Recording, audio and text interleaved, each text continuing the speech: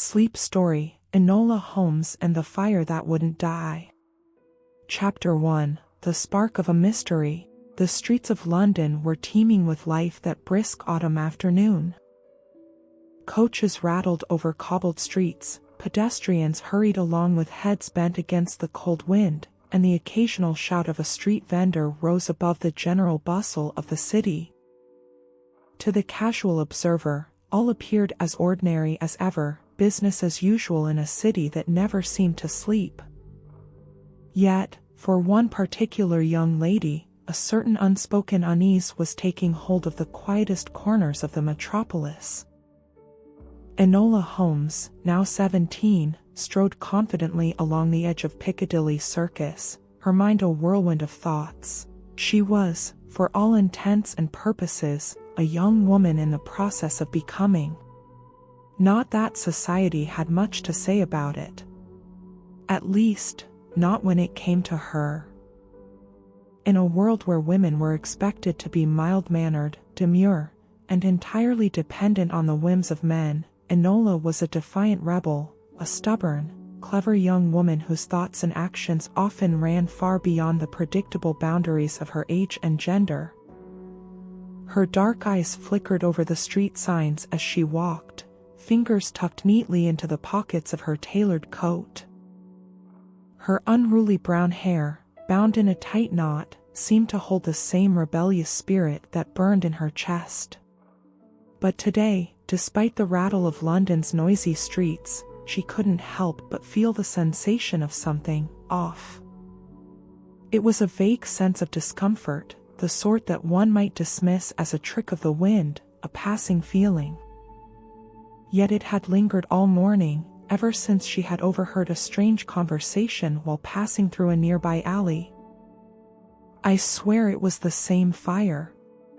It never went out, not even when they thought it did. I've seen it. I'll be dead before it's finished. The words had drifted from the mouth of a man, a laborer, if her judgment was correct, who was speaking to an equally puzzled woman standing beside him. The air around them had been thick with apprehension, and their words had sparked Enola's curiosity, not only because of the unsettling nature of the statement but because she had never heard mention of any mysterious fire before. A fire that wouldn't die? Enola's lips pressed into a thin line as she rounded the corner of a narrow alley. She had learned the importance of attention to detail over the years. Every seemingly insignificant fragment of information had the potential to become a vital clue in unraveling a mystery. A mere hint of something unusual could lead to unraveling an intricate thread of deception or wrongdoing. She made her way to the small, stone-walled cottage that had served as her base of operations in London for the past year. It was a secluded place, a refuge where she could focus on her investigations without the prying eyes of society or the ever-present shadow of her famous older brother, Sherlock Holmes. The cottage was simple, its rustic charm belying the sharp intellect that often rattled within its walls. Enola had not yet mentioned the strange conversation to anyone, but she had no intention of leaving it alone. It seemed too peculiar, too out of place for it to be an idle musing. If there was one thing she had learned from her brother, it was that the most curious mysteries often appeared under the most innocuous of guises. As she entered the cottage and removed her coat, she heard a soft knock at the door. Not more visitors, Enola muttered to herself. She had grown accustomed to receiving unsolicited visitors, some of whom believed that her name alone lent an air of credibility to any investigation. They could not have been more mistaken. She opened the door, half expecting another petty request for assistance in solving an easily solvable case. But the sight that greeted her was far from ordinary. A young woman, pale and trembling, stood on the doorstep. She wore a tattered shawl that barely covered her shoulders, and her eyes, wide with fear, were locked on Enola with an intensity that sent a shiver up her spine. I need your help, the woman gasped, her voice quivering. There's been a fire at the Fotheringham estate. And it's not what you think. Enola's curiosity piqued immediately. Fires were not uncommon in the city, but the Fotheringham estate was no ordinary property. It was one of the most prestigious estates in the area, a vast manor surrounded by acres of land. The idea of a fire there was alarming enough, but the woman's words, "It's not what you think," immediately sparked an unsettling sensation in Enola's gut. Before she could speak, the woman clutched at Enola's sleeve. "The fire," she whispered urgently, "it's still burning. And it's not just a fire." Enola studied her for a moment, taking in the raggedness of her appearance and the look of utter fear in her eyes. Something about her posture, the slight twitch of her hands, suggested that this was no ordinary panic. "You're referring to the Fotheringham family, I assume?" Enola asked, her tone firm but gentle. It was important not to frighten the woman further. "Yes," the woman nodded, her voice trembling. "They're hiding something, Miss Holmes. The fire, it was only the beginning." The mention of the Fotheringham family and the strange mention of a fire that wouldn't die stoked Enola's sense of intrigue. She had learned the hard way that when people were afraid to speak plainly, it was usually because they had knowledge that they feared sharing. There were too many layers to this story already, and Enola was determined to peel them back, one at a time. "Please, come inside," Enola said, stepping aside to allow the woman entry. "Tell me everything." It didn't take long for the woman to gather her thoughts. She introduced herself as Lila Hughes, a servant at the Fotheringham estate. She explained that the fire had broken out 3 days prior in one of the lower levels of the manor. But there was something odd about it. Despite the considerable damage, the blaze had not spread as expected, nor had it fully extinguished.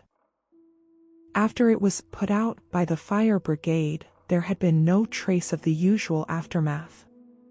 No lingering smoke, no scorch marks on the walls. It had, in essence, disappeared, leaving nothing but charred remnants that couldn't quite explain the source of the fire itself. But what truly unnerved Lila was what she had witnessed the night before, the faint glow of embers beneath the ash, still burning as if the fire had never gone out. More disturbingly, she claimed to have seen figures moving within the wreckage. Figures that shouldn't have been there. "A fire that won't die, Miss Holmes," Lila repeated, her eyes wide with a mixture of fear and disbelief. "And there's more. I believe someone is hiding the truth. Someone powerful." Enola listened intently, her mind already working to piece together the fragments of the puzzle. This was no ordinary fire. Nor was it likely to be an accident. Something else was at play, something far more sinister. "We will investigate, Lila," Enola declared, her tone resolute. "The truth is never as simple as it seems, but I intend to uncover it, whatever the cost."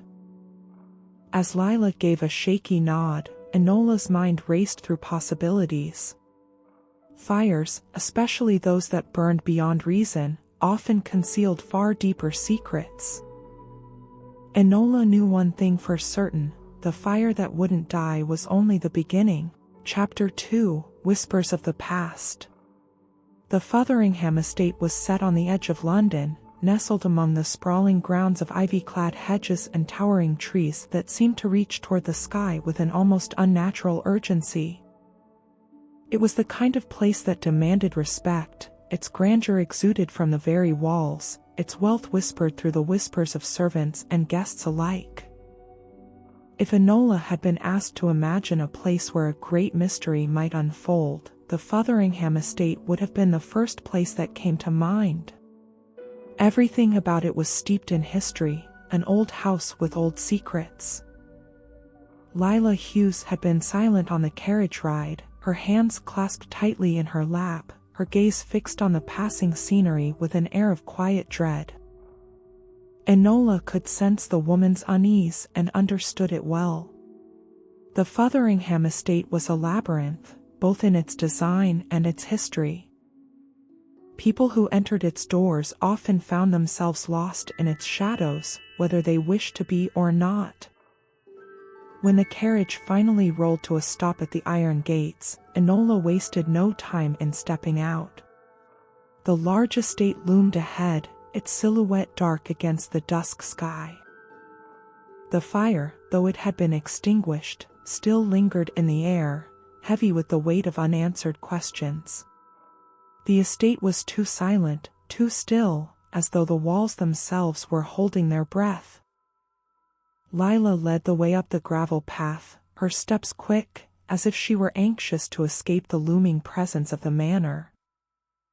Enola followed, her sharp eyes scanning every detail, every shift in the environment. There was something about the house that didn't sit right. It felt like it was watching her, waiting for her to make a wrong move. As they entered the grand hallway, a thick, almost suffocating quiet pressed down upon them. The grand marble staircase rose in front of them, leading to the upper levels, where, no doubt, the family's most personal affairs were conducted. The faint smell of smoke still lingered in the air, mixing with the scent of aged wood and polished furniture. The damage was not immediately apparent, but Enola could sense it in the stillness, a house scarred, even if the wounds were hidden beneath a veil of opulence. A servant led them through the hallways, past rooms that whispered with the faintest hints of secrets, doors half open, curtains swaying in the breeze from the cracked windows, furniture carefully arranged yet too pristine, as if it had been left untouched for days. Lila stopped outside a set of closed doors. "This is the room," she said in a low voice, her hands trembling once more. Enola stepped forward, pushing open the door with a soft creak. The room was grand, though its opulence was muted by the lingering signs of the fire. The far wall was blackened, the wood of the paneling warped and cracked by heat. In the center of the room, a large fireplace still held the remnants of burned logs, though they were cold to the touch, their ashes settled like forgotten memories. "What happened here?" Enola asked, her eyes narrowing as she studied the scorched edges of the room. Lila hesitated before responding. "No one really knows. It was said to have started from a stray ember, but the fire never acted like a normal fire. It was contained to one part of the room, but it never fully burned out. When the fire brigade arrived, they thought it was over. But there was always something wrong about it." Enola knelt down beside the fireplace, brushing her fingers lightly over the remains of the ashes. "Wrong how?" "There were whispers," Lila said softly. "I heard them. Late at night, when I thought everyone had gone to bed. Like voices calling out, but from nowhere. I thought I was imagining things. But then I saw them. Figures. Moving in the shadows. As if they were part of the fire itself." Enola's mind raced. The fire had been peculiar, and now, with these strange apparitions, it seemed that there was more to it than just a simple accident. There was a story hidden beneath the soot, something that was refusing to be erased. Lila seemed to notice the gleam of determination in Enola's eyes and quickly added, "Miss Holmes, the family, Lord and Lady Fotheringham, they don't want anyone to investigate too deeply. They say it's an accident, and that's the end of it." "But I'm afraid." I'm afraid that whatever happened here is only the beginning. Do you know anything about the family's history? Enola asked, standing and turning toward Lila. Anything unusual? Any old conflicts or tensions? Lila bit her lip, as though weighing her words carefully. There have always been rumors about Lord Fotheringham's past. Something to do with his brother, I believe. It's strange, but I don't think anyone knows for sure. Lord Fotheringham keeps everything locked away, his family's affairs, his finances, even the staff rarely see him. Enola raised an eyebrow. A secretive man. And Lady Fotheringham? Lady Fotheringham is, well, she's not much better. She's always aloof. She and her husband, they don't talk much about their personal lives. And the rest of the family, his cousin, Miss Beatrice, she's a peculiar woman. She's been staying here for the past month, but no one knows why. Enola's curiosity was piqued. A peculiar woman, a secretive family, this could be the key to unraveling the mystery that surrounded the fire. It wasn't just about the fire anymore, it was about the people who called this place home. Well, Enola said, standing and smoothing her skirt, it seems we must take a closer look at the family, their relationships, and perhaps their past. There's more to this than a mere fire, and I intend to find out what. Lila nodded, though her eyes remained wary. Be careful, Miss Holmes. They don't like strangers asking questions. Enola smiled wryly. The more they resist, the more I'll push. I'm not afraid of a few locked doors. With a final glance around the room, Enola turned on her heel. The fire that wouldn't die had drawn her into a web of secrets, and she was determined to uncover them, no matter where the investigation might lead. That evening, after Lila had returned to her quarters, Enola sat alone in the small parlor of the Fotheringham estate, a fire crackling softly in the hearth. Her mind raced, turning over the pieces of the puzzle. She had learned that the fire was no ordinary accident, but something far more complicated, something tied to the Fotheringham family and their hidden past. Her eyes shifted toward the door as she heard a light knock. Without waiting for an invitation, the door creaked open to reveal a tall figure standing in the shadows, a figure Enola had not expected to see. Sherlock Holmes, her older brother, stood in the doorway, his piercing gaze fixed on her with an unreadable expression. I hear there's a fire that refuses to die, Sherlock said, his voice low and measured. Mind if I join the investigation? Enola's heart skipped a beat. She had hoped to solve this on her own, but it seemed that, once again, her brother had come to stir things up. Sherlock, she replied coolly, I was hoping to work alone. But since you've decided to make yourself known, I suppose I could use the help. Sherlock's lips twitched upward in a rare smile. I'm sure I'll be of great assistance. And with that, the investigation took a new turn, one that promised even more surprises in the days ahead. The fire that wouldn't die was far from extinguished, and Enola knew, deep down, that this case would be her most dangerous yet. Chapter 3, Beneath the Ashes. The following morning, the Fotheringham estate was shrouded in a veil of fog.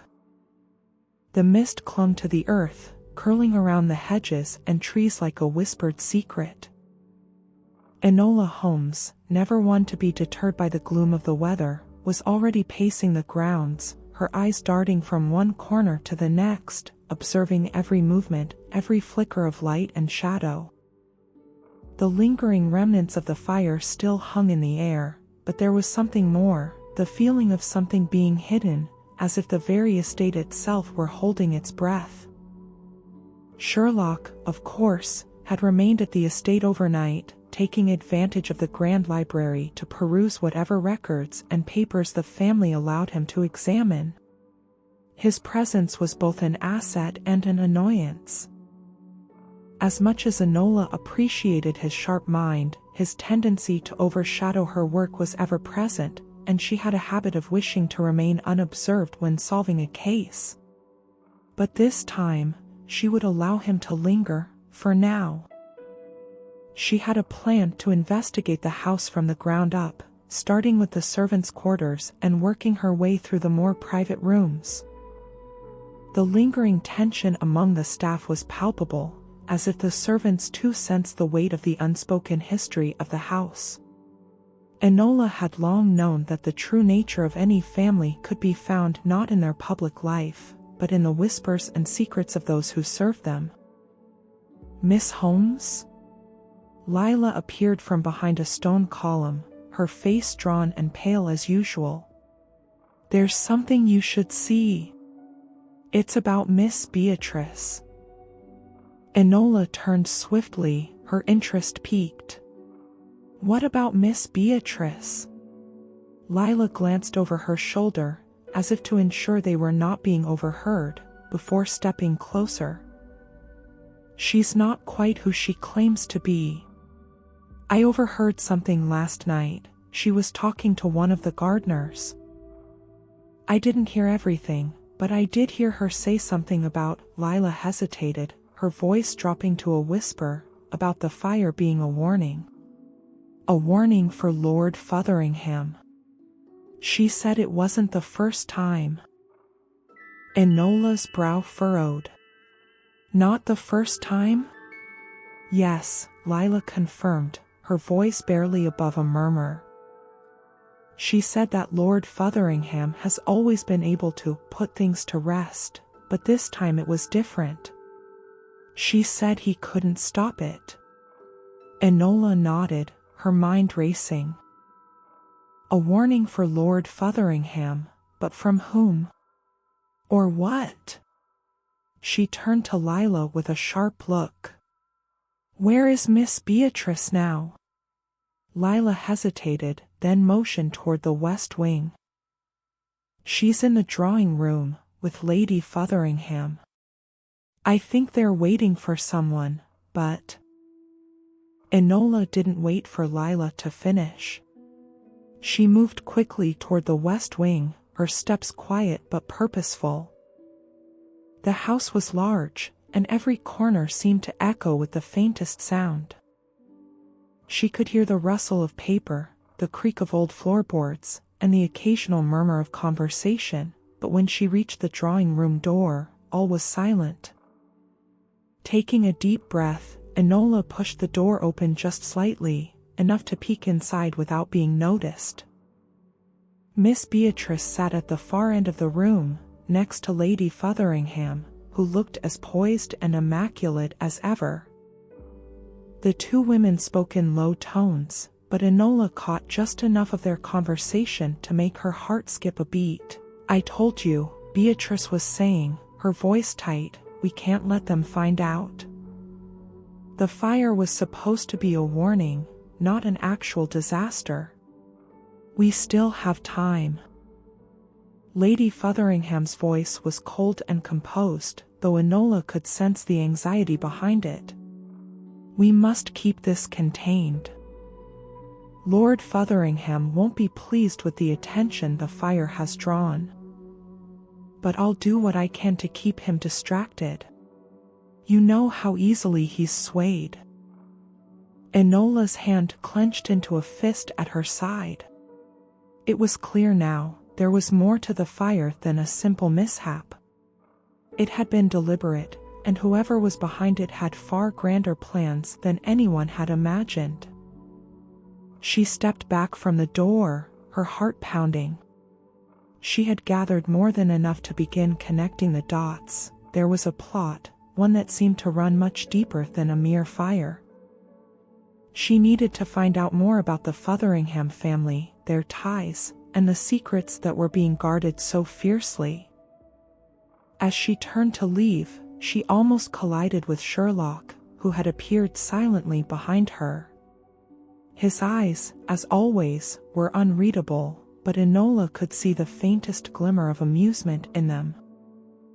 "You're quite adept at eavesdropping, Enola," he remarked, his voice calm, almost mocking.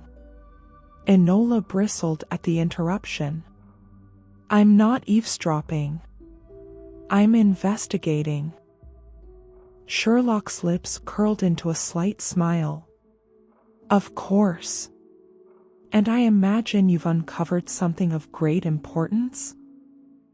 "Indeed," she replied, her voice firm with conviction. "The fire was no accident. And there's more to the Fotheringham family than meets the eye." Sherlock tilted his head, his expression turning more serious. "I suspected as much. We'll need to dig deeper, Enola. I've already examined some of the family records, and there are odd discrepancies in the estate's financial reports. Several large transactions, some of them to unknown parties. But more importantly, I've come across a reference to a last will, a document Lord Fotheringham seems to have kept hidden." Enola's eyes widened. "A hidden will? Could it be related to the fire?" "It's too soon to say," Sherlock replied, his voice even. "But I have a feeling it's no coincidence. This family has too many secrets. We'll need to keep a close watch on them." Enola's lips curled into a smile. "I was planning to do that anyway. But now, it seems, we have more than just the fire to investigate." Sherlock gave her a pointed look. "We'll need to be careful.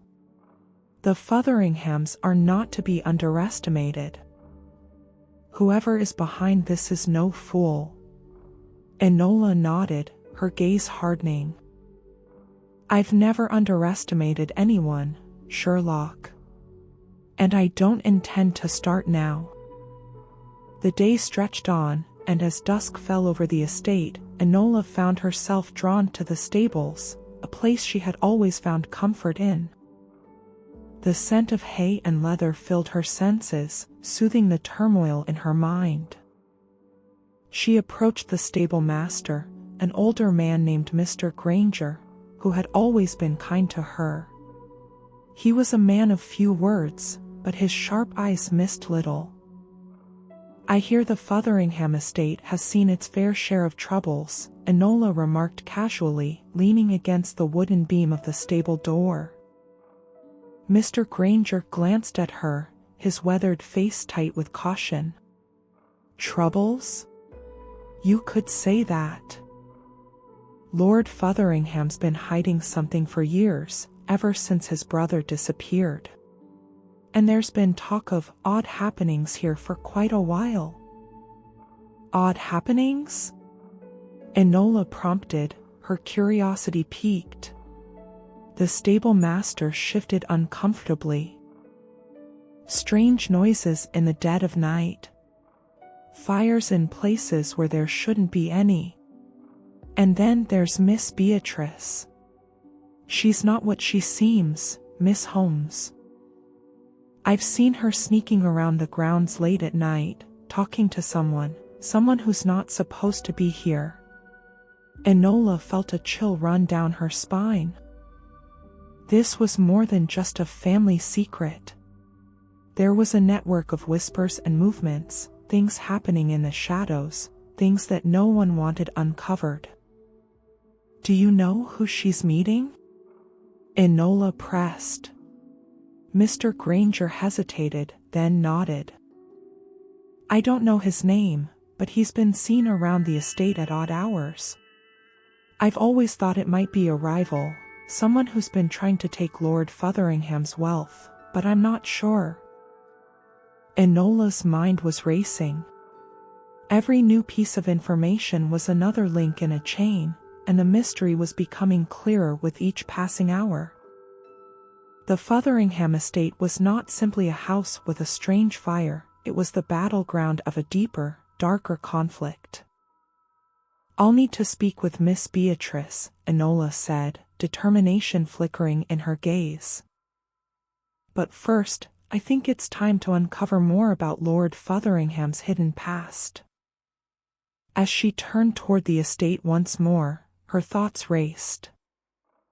The fire may have been the spark, but Enola Holmes knew that beneath the ashes lay a fire far more dangerous, one that would not be easily extinguished. Chapter 4: The Secrets in the Shadows. The evening air had grown colder by the time Enola made her way to the Fotheringham estate's library, a vast and imposing room filled with towering shelves of books, each one brimming with forgotten knowledge and long-lost stories. It was a place that exuded authority, fitting, given the Fotheringham family's reputation for wealth and power. Yet, for all its grandeur, the library had a suffocating quality, as if the walls themselves held the weight of secrets that had been carefully buried beneath layers of dusty volumes. Enola was not one to be intimidated by such things. She had learned to navigate the world of high society, their opulent houses, and their perfectly curated lives. But tonight, something about the library unsettled her. Perhaps it was the shadows that seemed to grow longer with every passing moment, or the heavy silence that hung in the air like a warning. Sherlock had retired to the study for the evening, his thoughts clearly preoccupied with his own line of inquiry. He had already pointed her in the direction of a series of ledgers, his sharp mind undoubtedly piecing together details from the financial records he had discovered. Enola, however, had a different task at hand: to find the elusive last will of Lord Fotheringham, the document that Sherlock had mentioned. If there was one thing she knew for certain, it was that the truth was often hidden in plain sight, if only one knew where to look. The dim light of the oil lamp flickered as she moved through the rows of bookshelves, her fingers brushing over the spines of ancient tomes. She could sense the weight of the room's history in the air. The Fotheringhams had a legacy, and like many legacies, it was built on a foundation of carefully guarded secrets. The fire was only the latest in a long line of mysteries that Enola was determined to unravel. As she approached a corner of the library, her eyes fell upon an ornate wooden desk, its surface polished and covered in a layer of dust, untouched by the hand of its owner for what seemed like years. It was the kind of desk that one would expect to find important documents in: letters, ledgers, perhaps even a will. Without hesitation, Enola slid into the chair, her fingers deftly unbuttoning her gloves as she began her search. Her first instinct was to examine the drawers, and as she carefully opened the left-hand drawer, her heart skipped a beat. Inside, beneath a pile of old letters and papers, lay a leather-bound folder. She pulled it free, her hands trembling ever so slightly with anticipation. The folder was unmarked, save for a single faded seal on the back. The seal was of a family crest, a lion surrounded by a wreath of laurels, identical to the one that had been stamped on the Fotheringham estate's letterhead. Enola's pulse quickened as she carefully opened the folder, revealing a set of papers that had clearly been handled many times. At the top of the first page, the words "Last Will and Testament" were printed in bold, heavy lettering. This was it, the document Sherlock had mentioned. But there was more here than she had expected. Her eyes scanned the document quickly, but one phrase stood out immediately: "In the event of my untimely death, or should I be unable to fulfill my duties, my estate shall be passed to my younger brother, Vincent Fotheringham, under the condition that he does not contest the terms laid forth in this document." Enola's brow furrowed as she read the words again. Vincent Fotheringham? She had never heard mention of such a person. Sherlock had alluded to a missing brother, but no one had ever spoken of him directly. Who was Vincent, and why had Lord Fotheringham kept him hidden from the public eye? The will continued, detailing various bequests to family members, but nothing of particular interest, until Enola reached the final clause. It was short, but its implications were chilling. If the terms of this will are broken, or if there is evidence of deceit or foul play, the estate shall be forfeited to a third party, whose identity shall be revealed only upon the discovery of such breach. The mention of a third party piqued her interest. Who could this mysterious entity be, and why had it been concealed so carefully? Enola leaned back in the chair, her mind racing. Whoever Vincent Fotheringham was, he seemed to hold a key to understanding the complexities of the Fotheringham family, and perhaps to the fire that had set this chain of events in motion. But the will alone wasn't enough. There were too many unanswered questions, too many shadows lurking just out of reach. As Enola gathered the papers and placed them back into the folder, she heard a soft footstep behind her. She turned quickly, but there was no one there. The library door had been left ajar, but she had not heard it open. The hairs on the back of her neck stood up. Something was wrong.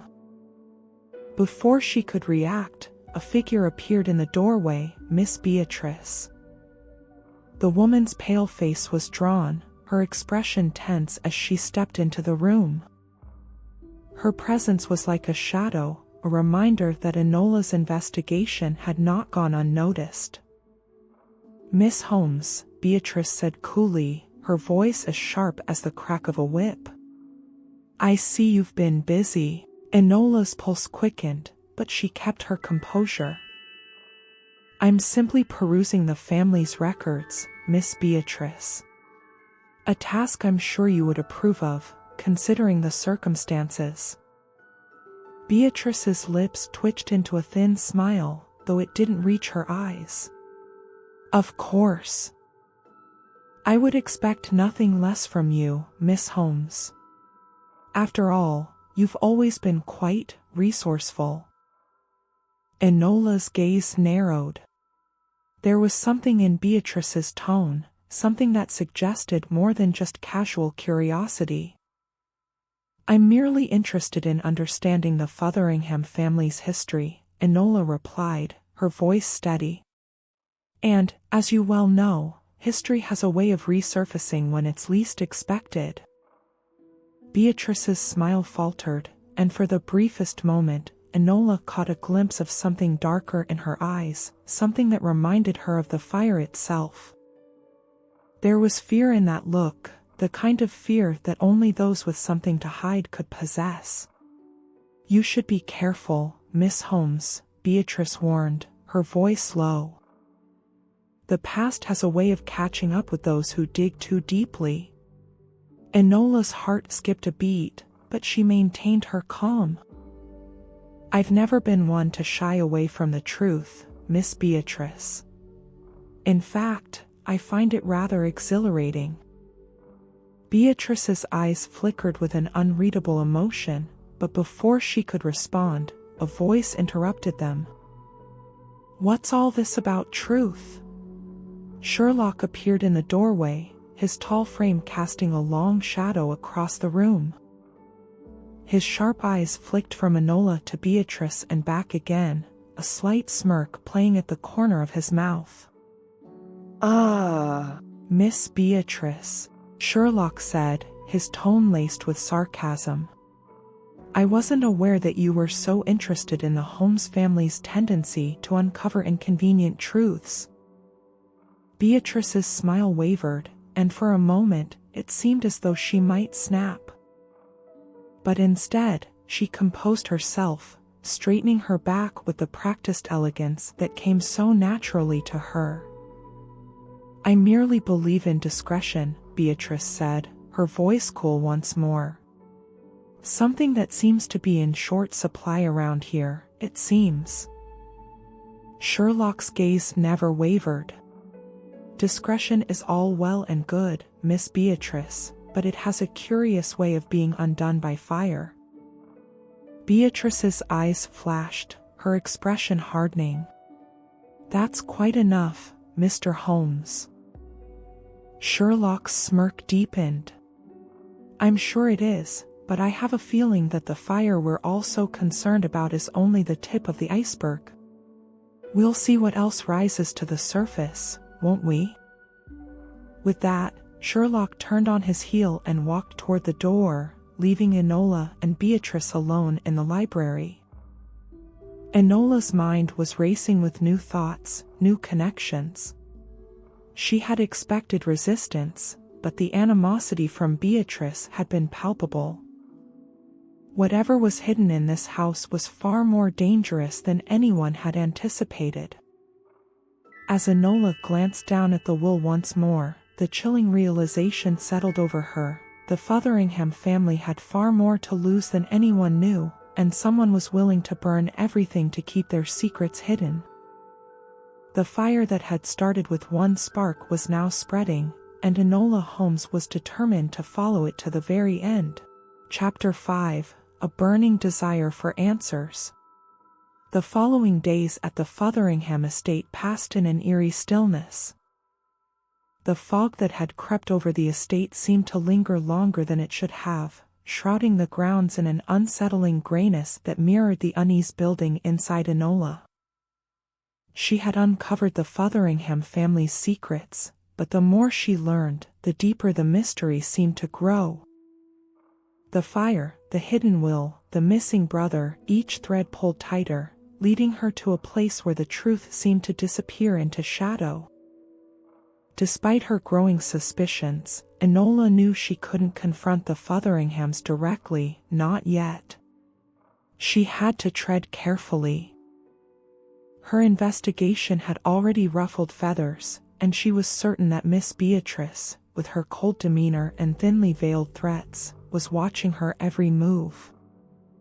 But Enola was no stranger to danger, and she wasn't about to be intimidated by a woman whose polished exterior hid a dark, calculating mind. Sherlock, for his part, had been equally intrigued by the hidden will. His earlier remarks had been pointed. There was something in Lord Fotheringham's financial dealings that didn't add up. But Sherlock was a master of patience, a strategist who preferred to watch from the sidelines while others made their moves. Enola, on the other hand, was more impulsive, her instincts urging her to act now, to gather the pieces of the puzzle before they slipped from her grasp. That afternoon, Enola found herself standing once more in front of the Fotheringham estate's stone facade, its grandeur casting long shadows across the manicured grounds. The fire might have been quelled, but the tension in the air was palpable, as though the house itself was holding its breath, waiting for something to happen. She had made a decision. The time for quiet observation was over. She needed to see the Fotheringham family in their natural habitat, together. She needed to learn more about their interactions, their hidden tensions. And she needed to speak to Lord Fotheringham himself, despite the barriers he had clearly set up to keep prying eyes at bay. Enola walked briskly toward the main entrance, her steps echoing softly against the stone. The servant who opened the door was the same one who had greeted her the day she arrived, a woman with tired eyes and a weary smile. "Miss Holmes," she said with a slight bow. "What can I do for you today?" "I'm here to speak with Lord Fotheringham," Enola replied, her voice calm but firm. "Is he available?" The servant hesitated, glancing down the corridor as though debating whether to allow this unannounced visit. Finally, she nodded. "I believe he's in the drawing room, Miss Holmes. Please, follow me." Enola followed the woman down the hallway, each step bringing her closer to the heart of the family's domain. As they passed through the ornate rooms, Enola could feel the weight of the history that clung to the walls. The Fotheringham estate was a monument to power, to old money, and to the carefully constructed image of respectability. But beneath that image, Enola could sense something dark and twisted, hidden just out of view. The drawing room was as grand as she had imagined, furniture upholstered in rich velvets, thick drapes drawn across the windows to block out the light, and a massive fireplace that had clearly not been used in some time. Lord Fotheringham sat near the hearth, his back to the door, his fingers idly tracing the rim of an empty glass. Enola stepped forward, her presence cutting through the silence like a knife. "Lord Fotheringham," she said, her voice ringing out across the room. "I need to speak with you." The man turned slowly in his chair, his expression unreadable. He was older than Enola had imagined, his face lined with the weight of years spent hiding secrets, his eyes darkened by the burden of his own making. He studied her for a moment, his lips curling into a slight, inscrutable smile. "Miss Holmes," he said smoothly, "I wasn't aware that you were so interested in the affairs of my family. Or is it simply the fire that's drawn your attention?" Enola did not flinch. "It's more than just the fire, Lord Fotheringham. There are many things that don't add up here. The fire was just the beginning." His smile faltered, though only for the briefest moment. "I assure you, Miss Holmes, the fire was nothing more than an unfortunate accident. The sort of thing that happens when you live in a house as old as this one." Enola's eyes narrowed. "That may be true. But there are too many discrepancies. The financial records, the hidden will, the mention of a missing brother." She let the words hang in the air, watching closely for his reaction. Lord Fotheringham's face remained composed, but there was a flicker of something, fear, perhaps, beneath the surface. His fingers clenched the edge of his chair for a moment before he forced himself to relax. "You're meddling in matters you don't understand, Miss Holmes," he said quietly, his voice tinged with something almost like regret. "There are things in this house, things that are better left undisturbed." Enola leaned forward, her gaze sharp as a blade. "The fire was no accident, Lord Fotheringham. And neither is the mystery surrounding your brother, Vincent. Who is he? Why was he kept hidden?" The color drained from his face, and for a moment, he seemed at a loss for words. It was only a brief hesitation, but it was enough to confirm what Enola had suspected. There was more to the story than he was willing to admit. Lord Fotheringham stood abruptly, his movements stiff and forced. "I think it's time for you to leave, Miss Holmes. You've overstayed your welcome." Enola stood her ground, refusing to let him intimidate her. "I'm not leaving until I know the truth. The fire, your brother, the will, it's all connected. And I intend to find out how." He stared at her for a long moment, as though weighing the consequences of saying more. Then, with a sharp exhale, he finally spoke. "You're playing a dangerous game, Miss Holmes. The fire may be out, but it's only a matter of time before it ignites again. And when it does, it will burn far hotter than you can imagine." Enola stood unmoving, her mind processing his words. There was something he wasn't telling her, something he feared. And she was certain that whatever it was, it had everything to do with the fire, and with Vincent Fotheringham. Lord Fotheringham turned and strode toward the door, his shoulders stiff with anger. "I have nothing more to say to you. Leave my estate, or I'll be forced to take further action." Enola hesitated, but only for a moment. She had enough to keep pushing forward. The walls were closing in around Lord Fotheringham, and sooner or later, they would crack. Enola would make sure of it. "I'm not leaving, Lord Fotheringham," she said quietly. "Not until I've uncovered everything." And with that, she turned on her heel and walked out of the room, leaving him standing alone by the hearth, his back to the fire, as though he were already bracing for the storm that was about to come. Later that evening, as the estate fell into a hushed quiet, Enola sat in her room, the dim glow of a candle casting long shadows across the walls. She had learned much today, but the pieces were still scattered. She needed to connect them, to find the pattern that would reveal the truth.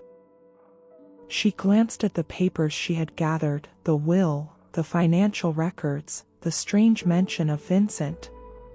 It was a tangled web, but one that was beginning to unravel. The fire was not just a warning, it was part of something much larger, something that reached deep into the heart of the Fotheringham family. Enola could feel the heat of the mystery, burning bright in the distance. And she knew one thing for certain, the fire that wouldn't die was far from over. And she was going to make sure it was put out, for good. Chapter 6: The Secrets of Vincent. The dawn brought little relief. The oppressive fog still hung over the estate, as if the very earth was waiting for something to give, waiting for something to be revealed. Enola stood at the edge of the grand Fotheringham estate, her gaze locked on the mansion's silhouette, its stone walls glowing pale against the dim sky. Inside, the secrets of the family were beginning to surface, but the deeper she delved, the more she realized that the truth was not something she could expose easily. The Fotheringhams had spent years building their empire on lies, and now, those lies were beginning to fracture. Yesterday's encounter with Lord Fotheringham had confirmed what Enola had suspected. He was hiding something far more dangerous than a simple fire. But it was Vincent, his missing brother, that seemed to be the key. Vincent Fotheringham wasn't just some forgotten relative, lost to history. He was a man whose very existence threatened the Fotheringham family's carefully cultivated reputation. Enola had already seen the holes in Lord Fotheringham's carefully crafted story.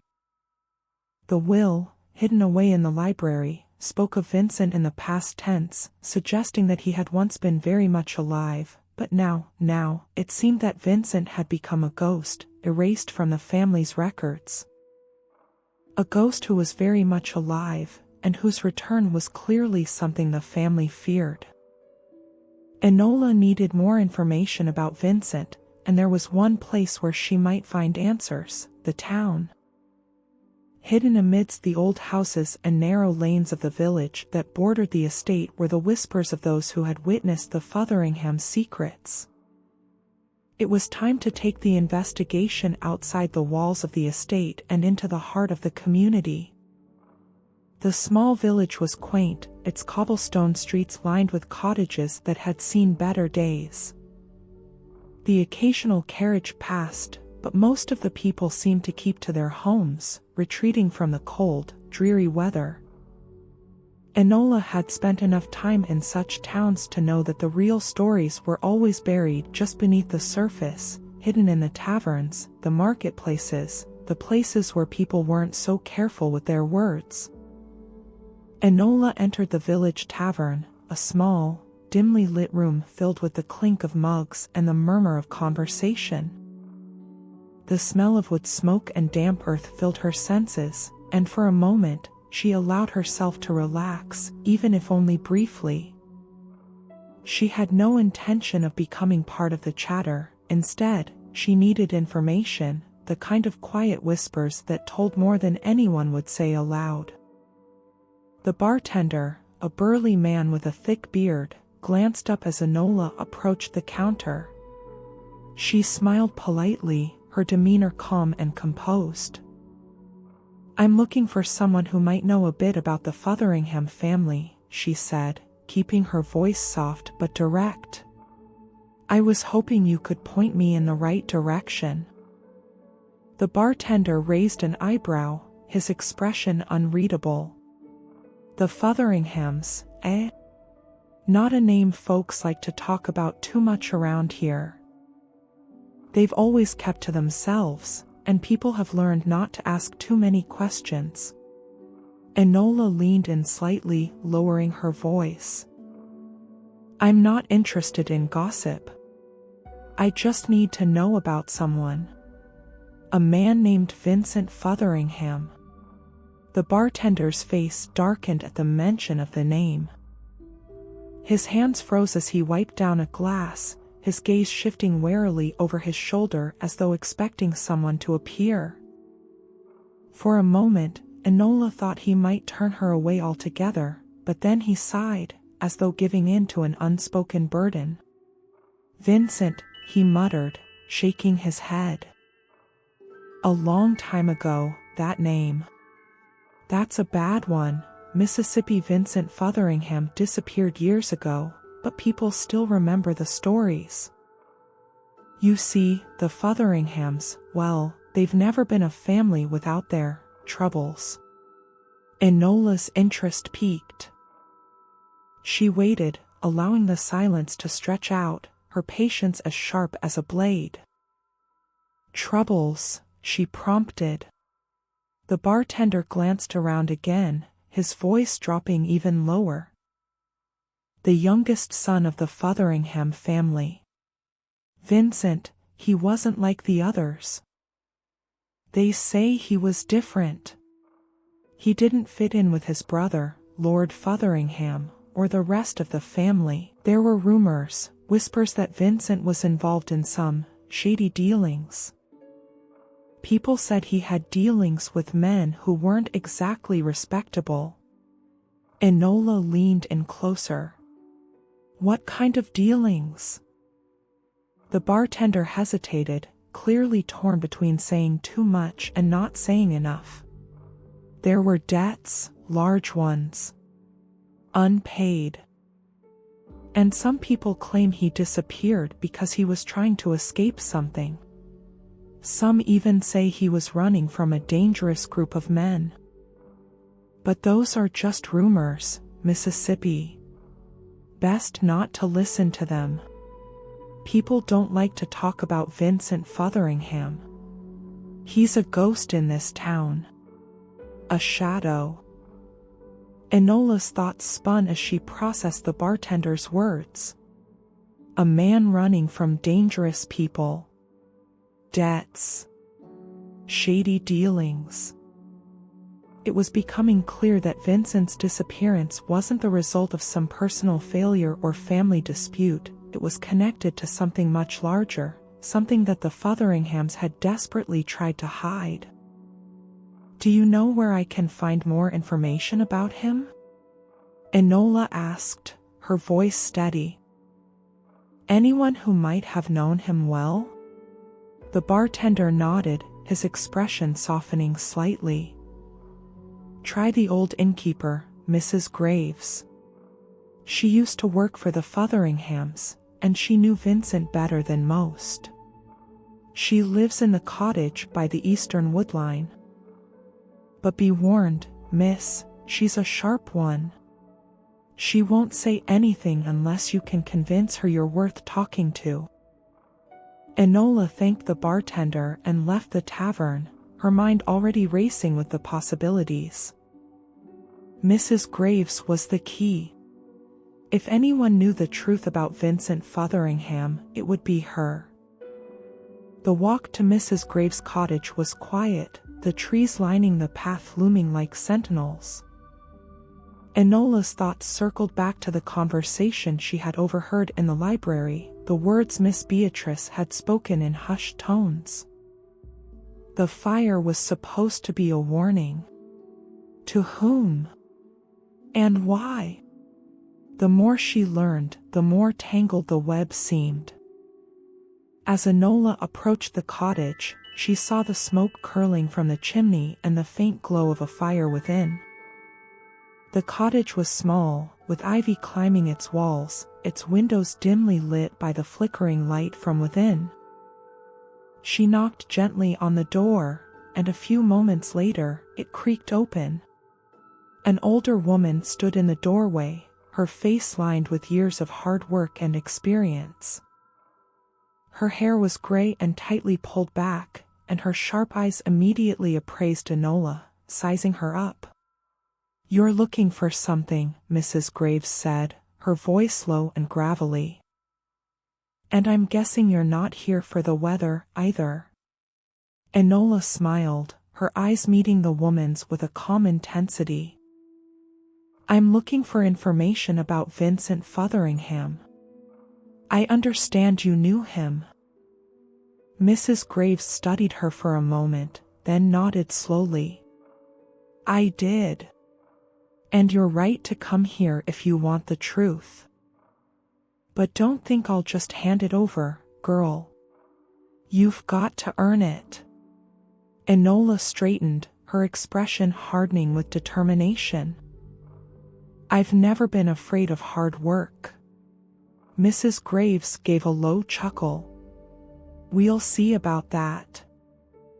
Come inside, then. I'll tell you what I know. But remember, once you know the truth, you can't unknow it." Enola stepped inside, the fire crackling in the hearth, its warmth a stark contrast to the chill that lingered outside. She had crossed a threshold, and there was no turning back now. The secrets of Vincent Fotheringham were about to be revealed. And with them, the final pieces of the puzzle would fall into place. Chapter 7: The Ghost in the Fire. The warmth of Mrs. Graves' cottage was a welcome contrast to the biting chill that had settled in the air outside. Enola had barely crossed the threshold when she felt the tension that radiated from the room, the weight of years wrapped in every creaking floorboard, every crack in the stone walls. Mrs. Graves led her toward a small, firelit sitting room where a single, well-worn chair sat near the hearth. A faded rug covered the stone floor, and an assortment of trinkets and old books filled the shelves that lined the walls. The cottage was modest but had a comforting familiarity to it, as though it had witnessed countless stories over the years. The old woman gestured to the chair. "Sit, then. It's been a long time since anyone's come around asking about Vincent. Most folk have forgotten about him, or wish they had." Enola sat down without hesitation, her gaze never leaving Mrs. Graves. She knew this was a woman who carried many secrets, and she wasn't about to let anything slip through her fingers. "I've heard rumors about Vincent Fotheringham," Enola began, her tone measured. "But I need to know the truth. What happened to him? Why did he disappear?" Mrs. Graves didn't speak right away. Instead, she stirred the fire with a poker, the crackling flames throwing dancing shadows across the room. Finally, after a long pause, she sighed deeply, as if weighing the decision to speak. "Vincent," she began slowly, her voice rough but steady, "wasn't like the rest of his family. He was different.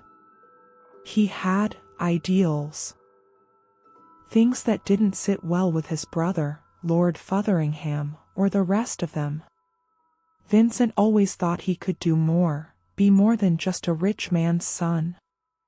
And that's what got him into trouble." Enola leaned forward, her mind racing as she absorbed the old woman's words. "What kind of trouble?" Mrs. Graves glanced over at her, her eyes darkened with a knowing sadness. "He got involved with people who weren't on the up and up, Miss Holmes.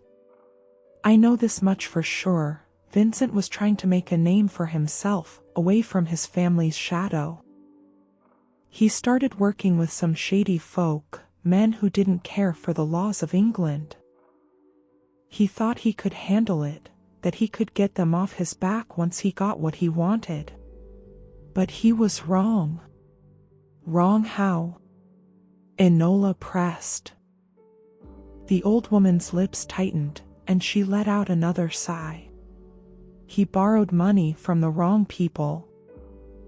Large sums, enough to make a few people very angry when he didn't pay them back. And then, there were those rumors about what Vincent had gotten mixed up in.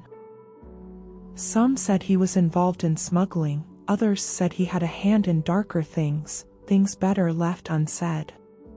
Whatever the truth was, he made enemies. And they came for him, sure enough. Enola felt her chest tighten with each word. This was more than just a financial failure. This was the makings of a far more dangerous tale. The Fotheringham estate had built its wealth on a foundation of privilege and power, but now, it seemed that its darkest secrets were buried under layers of debt, deception, and criminal dealings. But why would Vincent disappear? Why would he leave his family, his life, behind? Enola asked, almost to herself. It didn't make sense. If he was in danger, wouldn't he have turned to his family for help? Mrs. Graves gave a soft, mirthless chuckle. His family? No, girl, Vincent didn't trust them. His brother, Lord Fotheringham, was a man who only cared for himself. Vincent saw that, saw what kind of man his brother was, and he knew there was no place for him in that world. He thought he could escape it all. He tried to run. He planned to disappear, make a new life for himself far from his family's control. But the people he owed money to weren't the kind you could simply run from.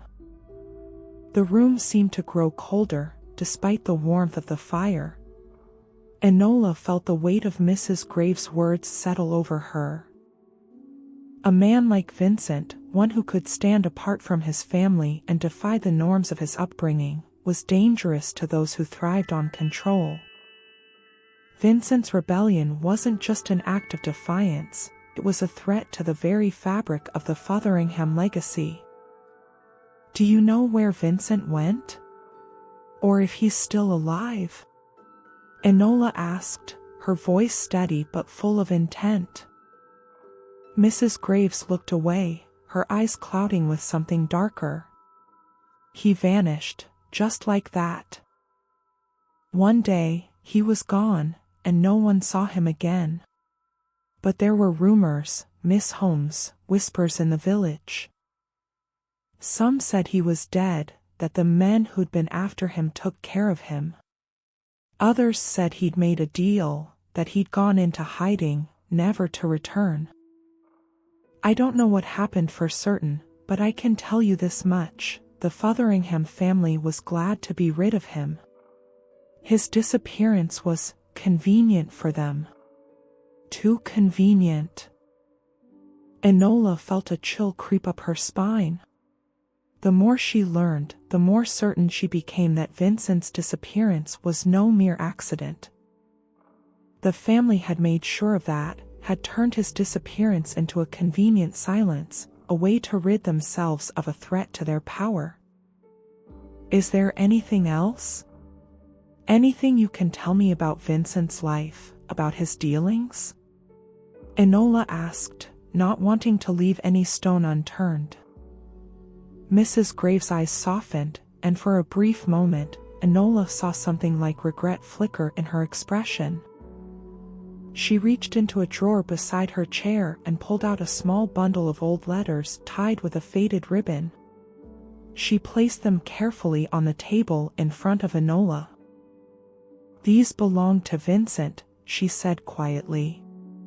I kept them after he left. He'd written to me about some of the things he'd been involved in. I don't know if it'll help, but maybe you'll find something useful. Enola's breath caught in her throat as she carefully untied the ribbon. The letters were old, yellowed with age, their ink faded and smudged, but they carried the weight of something long buried. As she opened the first one, her eyes skimmed over the familiar handwriting, Vincent's words coming into focus. The letter was addressed to Mrs. Graves, and it spoke of his plans to leave, of the pressure he felt to escape his family's shadow. But it also mentioned something far more troubling, a hidden meeting with a man named Anton Reeve, a name Enola had never heard before, but one that instantly raised her suspicions. Reeve was connected to the underworld of London, the kind of men who operated in the shadows, who played dangerous games with money and power. It was clear from Vincent's words that he had gotten too close to something that had been beyond his control. The letter ended abruptly with a final, cryptic sentence, "I'm not coming back, but I need you to watch over my family. Keep them safe, no matter what happens."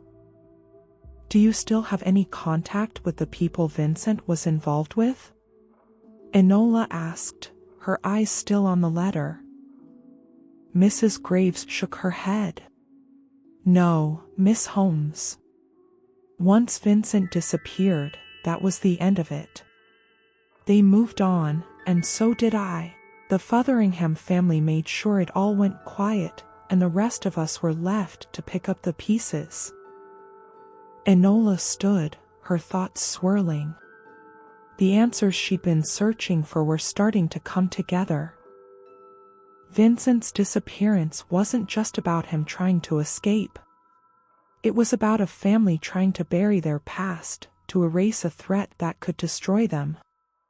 And that threat had to do with far more than Vincent's debts. It had to do with power, control, and the lengths to which the Fotheringhams would go to protect their legacy. "I'll need to dig deeper into this Anton Reeve," Enola said, her voice firm with resolve. "He may hold the key to everything." Mrs. Graves nodded, her expression somber. "Be careful, Miss Holmes. There's more to this than you know. Vincent's story wasn't just his, it's tied to something bigger. And some things are better left in the past." Enola met her gaze, her determination unwavering. The past is never truly gone. Not when the truth is still buried. With that, she turned and left the cottage, the bundle of letters clutched tightly in her hand. The road ahead was becoming clearer. Vincent's disappearance, the fire, the hidden will, all were part of a larger game that had yet to be fully revealed. But Enola Holmes was closing in on the truth, and nothing would stop her from uncovering it. Chapter 8: The Man Who Wasn't There. The fog had thickened overnight, draping the Fotheringham estate in an oppressive shroud of mist. It clung to the tall trees, the ivy-covered stone walls, and the cobbled pathways, giving the manor an eerie, ghostly appearance. It was as though the house itself was waiting, watching, holding its breath. Enola felt the weight of it as she made her way back through the long, winding drive toward the manor, her steps steady but her mind racing with the revelations from Mrs. Graves' cottage. The letters she had found, Vincent's desperate words, held the key to understanding much of the family's secrets. Vincent had tried to escape, not only from his family but from a world he could no longer control. He had been involved with dangerous people, the likes of which the Fotheringham name had never been willing to admit. Now, the name Anton Reeve had been brought into the mix, someone whose dealings had turned Vincent's life into a powder keg of debts and hidden alliances. And Reeve, she suspected, might be the one who could finally link the fire to something even darker. But there was still one thing Enola didn't understand. Why had Vincent's disappearance been covered up so thoroughly? The family had certainly worked to keep the truth from the public eye, but the fire, the will, the strange financial records, all of it suggested that there was more at stake than Vincent's debts. And that's where she needed to go next. She had to learn about Anton Reeve, about who he was, what he did, and why Vincent's name had been tied to him in secret. There was only one place where she might find answers.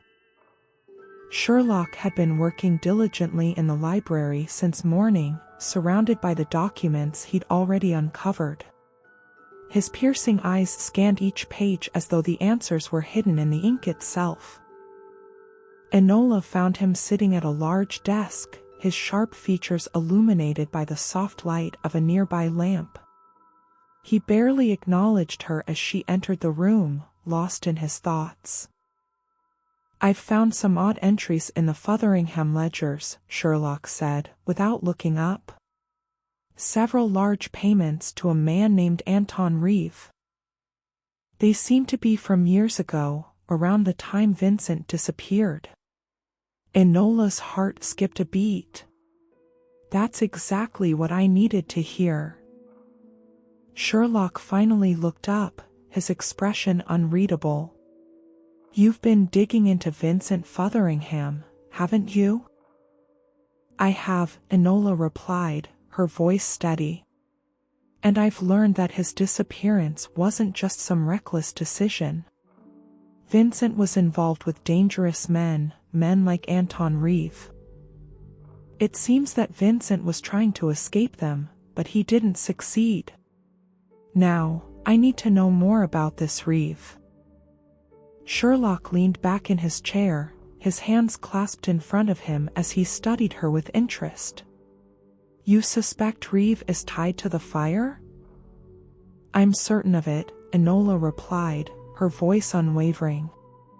"Vincent's life was a powder keg, and the fire was the spark. I think Reeve was involved in the fire, and I believe he's still out there, pulling strings. We need to find him." Sherlock's lips twitched in that infuriatingly calm way of his. "Finding people in London is rarely as easy as you'd like, Enola. But I've managed to track down a few references to Reeve in some of the Fotheringham estate's ledgers. It seems he was more than just a business associate. There's talk of him being an enforcer of some kind." "An enforcer?" The word hung in the air between them like a threat. Reeve wasn't just a businessman, he was someone who made sure things stayed quiet. Someone who cleaned up messes. It was becoming clearer that the Fotheringhams were not just hiding Vincent's disappearance, they were hiding the true extent of their dealings with men like Anton Reeve.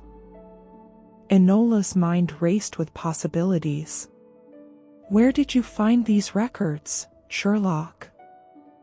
Sherlock pushed a few sheets of paper toward her, pointing to a set of financial transactions. "These are payments that were made to Reeve's name, directly from the Fotheringham estate, likely as compensation for services rendered. But I've also found a letter here, buried in one of the old boxes.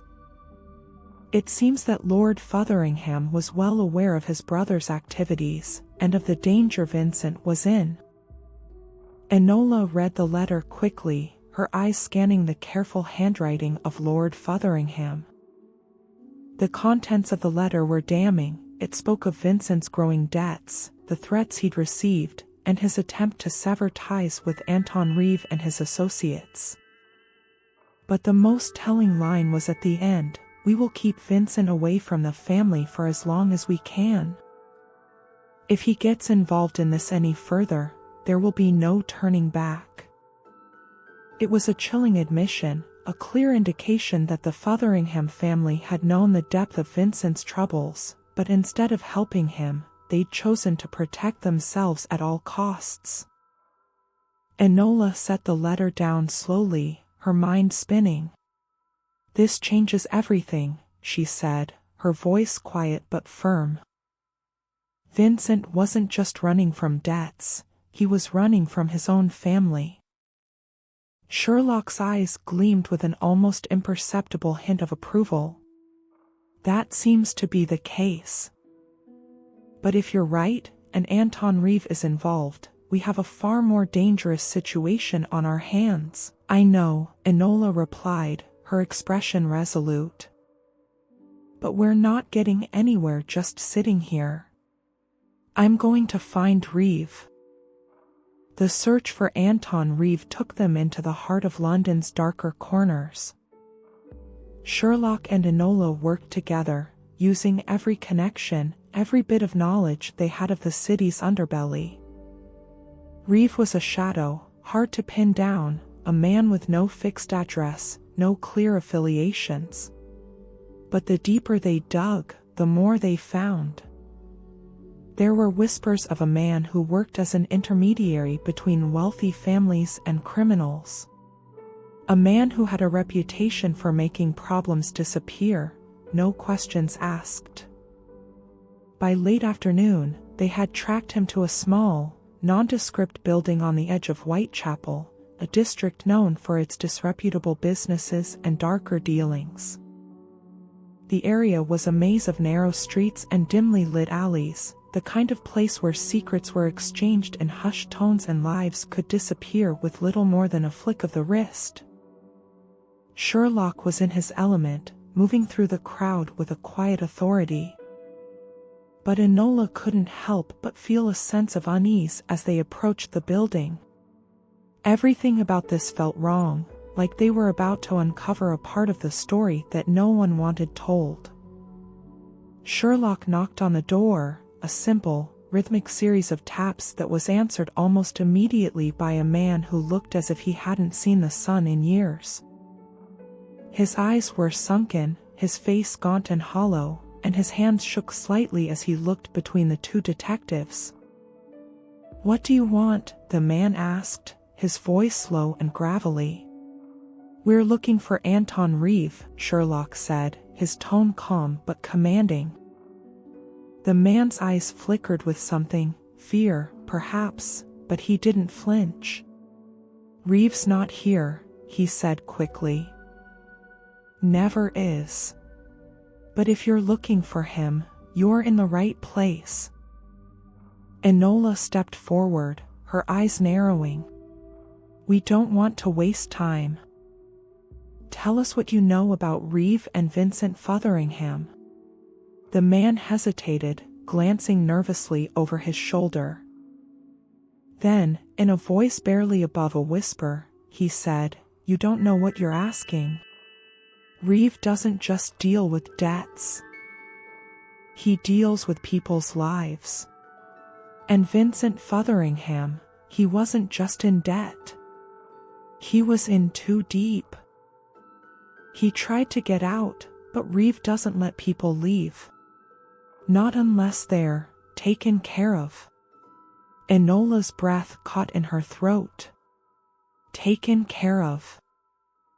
That phrase haunted her as she processed the implications. Reeve wasn't just a businessman, he was a man who erased people. And Vincent Fotheringham had been one of his victims. "I think you should leave," the man said quickly, his voice shaking. "Before you get yourselves into trouble." Sherlock glanced at Enola, his expression unreadable. Then, without a word, he turned and walked away, leading Enola down the narrow alley. "Reeve's involved," Sherlock said quietly, his voice steady. "And so is the Fotheringham family. But the question is, how far will they go to bury the truth?" Enola looked back at the building, the faintest whisper of a memory tugging at her. The fire had been the start of this journey, but the fire had not been the end. The truth was far darker than they had imagined, and Anton Reeve was the man who held the key. And now, they had no choice but to confront him, before the flames consumed everything in their path. Chapter 9: The Fire Burns Again. The night had settled over London like a heavy blanket, thick with fog, its streets nearly deserted under the dim glow of gas lamps. Enola walked through the city with purpose, her thoughts consumed by the information they had gathered from their encounter with the man in Whitechapel. Anton Reeve was no ordinary criminal. He wasn't just a figure in the shadows of London's underworld, he was a force that moved quietly but deliberately, shaping the lives of those who dared to cross him. His grip on the Fotheringham family, and Vincent in particular, was no accident. It was a carefully orchestrated network of influence, debt, and power. Sherlock walked beside her, his pace steady, his expression focused. "We're getting closer, Enola. The pieces are falling into place. But we still don't have enough to confront Reeve directly. We need something concrete." Enola nodded, but she wasn't as patient as Sherlock. Every step closer to Reeve felt like the closing of a trap. She needed to act. She couldn't afford to wait any longer. The fire that had started at the Fotheringham estate was just the tip of the iceberg, a warning shot in a much larger game. And she was determined to uncover the rest of the truth. "We don't have time for more pieces, Sherlock," she said, her voice sharp with urgency. "We need to find him. Now." Sherlock shot her a glance, his brow furrowing slightly. "And what do you propose we do? We don't even know where he's hiding." "The man is a ghost." Enola's eyes lit up with a sudden realization. The fire. It wasn't just a message, it was a signal. Reeve has his fingers all over the Fotheringham estate, and I think he's made his next move. Sherlock stopped in his tracks, his gaze turning thoughtful. "You think the fire was meant to draw us out?" "Not just us," Enola said, her voice low but filled with certainty. "The fire was meant to force the Fotheringhams into a corner. Vincent's disappearance, the debts, the hidden will, everything points to the fact that someone is trying to bury the past. And they're willing to do anything to keep it that way." Sherlock's eyes narrowed. "And you think Reeve's behind it all?" "I know he is," Enola replied, her pulse quickening. "The Fotheringhams are hiding something, something bigger than any of us realized. We have to act now, before Reeve makes another move." The next day, Enola found herself back at the Fotheringham estate, under the guise of investigating further into the estate's records. She'd spent the previous night gathering everything she could, trying to trace Vincent's final steps, trying to piece together the cryptic letter he had written to Mrs. Graves. But everything seemed to lead back to the Fotheringham family, to Lord Fotheringham's attempts to protect his wealth and reputation, and to the shadowy figure of Anton Reeve who had somehow tied Vincent's fate to the estate's downfall. She had an idea, though, a dangerous one. If she could lure Reeve out into the open, perhaps they could confront him before he could disappear again.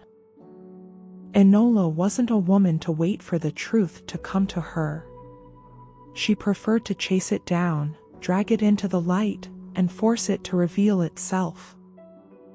The Fotheringham estate was quieter than usual when Enola arrived, the looming manor standing still against the overcast sky. As she made her way up the steps, she noticed the front door had been left ajar, a slight draft making the curtains flutter softly in the breeze. She hesitated. Something didn't feel right. "Sherlock," she called quietly, her voice barely a whisper. She didn't want to risk being overheard, but she needed him close. "Something's wrong. I can feel it." Sherlock appeared beside her almost instantly, his presence like a shadow, silent and sharp. "What is it?" he asked, his voice low but commanding. "I think Reeve's already here," Enola said, her eyes scanning the surroundings. "He's close. And I think he knows we're on to him." Sherlock's gaze darted toward the door, his mind calculating every possible outcome. Then we need to act quickly. Let's get inside and find out what we can before he vanishes again. Inside, the air felt thick with tension. The hallways were eerily quiet, and the house seemed to hold its breath. They moved quickly, following the dim light through the manor's lavish corridors until they came to a large study at the far end of the house. The door was slightly ajar, and inside, the figure of Lord Fotheringham stood in front of a large oak desk, his back to them. He was speaking to someone, his voice low and urgent, though the words were muffled. Enola's instincts kicked in, and she motioned for Sherlock to stay back. She needed to hear this conversation. Without a sound, she slipped closer to the door, peering around the edge just enough to catch the words of the man standing across from Lord Fotheringham. "We don't have much time," a voice said, sharp and menacing. "I warned you, your family is about to be exposed. You'll be ruined if this continues." Enola's heart raced. It was Anton Reeve's voice, smooth and cold. "You said you could handle this," Lord Fotheringham replied, his voice tinged with desperation. "I've done everything you asked." The fire was just a beginning," Reeve interrupted. "The Fotheringham name isn't enough to keep me at bay. You still owe me. And when I come to collect, I'll make sure there's nothing left of you." Enola stiffened, her fingers curling into fists. The fire hadn't been an accident, it had been a warning from Reeve to Lord Fotheringham. And now, it was clear, Reeve had come to collect on the debt Vincent had left behind. But just as she was about to step forward, Sherlock's hand shot out, stopping her. His eyes were sharp, signaling to her that there was more to this conversation. She remained still, her breath barely escaping as she listened. "You should have known better than to think you could cover this up forever," Reeve continued. "The Fotheringhams, your family's wealth, your reputation, they're nothing. Not anymore. The past is a fire that can't be extinguished.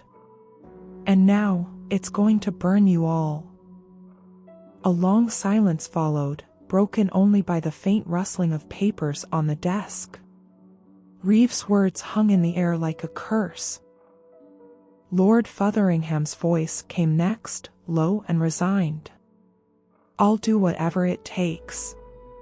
Just don't bring this mess to my doorstep again." "I've already done that," Reeve said with finality. "You've made your choice. And you'll live with the consequences." Enola's heart pounded in her chest. The walls were closing in around the Fotheringhams. Reeve was making his move, and they were running out of time to stop him. Without a word, Enola turned to Sherlock, her expression fierce. "We have to move now." Sherlock nodded, his face grim. "Agreed. But we'll need more than just words to bring him down. We'll need evidence, something concrete." Enola's gaze hardened as she stepped toward the door. "We have the will. We have the letters. And we have Anton Reeve. Now, we make him reveal everything." Together, they turned to leave, but the moment they stepped into the hallway, a sound behind them froze them in their tracks. The door to the study slammed shut with a force that echoed through the manor. They had been caught. And now, the real game was about to begin. Chapter 10, A Trap Set in Shadows. The sound of the door slamming shut echoed down the cold, silent corridors of the Fotheringham estate, reverberating through the walls like a sudden, sharp warning. Enola's heart skipped a beat, her instinct screaming that the moment they'd been dreading had finally arrived. Sherlock's eyes flashed with a sharp, calculating look. He motioned for her to stay low and moved swiftly toward a nearby alcove, his movements smooth and practiced. Enola followed his lead, pressing herself against the wall just as the heavy footsteps from the study grew louder. She held her breath, listening carefully as the sound of footsteps halted right outside the study door. For a moment, there was only silence. Enola's thoughts raced. They had been discovered. Anton Reeve and Lord Fotheringham both knew they were here now. But it wasn't just the danger of being caught that concerned her, it was the realization that they were walking straight into a trap. Reeve hadn't just come here to warn the Fotherings. He was setting the stage for something much larger, and they had to move quickly if they were to stay one step ahead. Sherlock's voice, low and controlled, broke the silence. "We need to find a way out, now.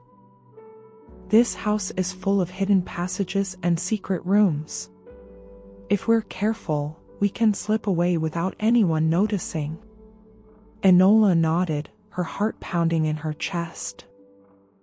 She had seen the signs of secret doors and hidden pathways in the estate, the ones that had been deliberately concealed to keep prying eyes away from the family's darkest secrets.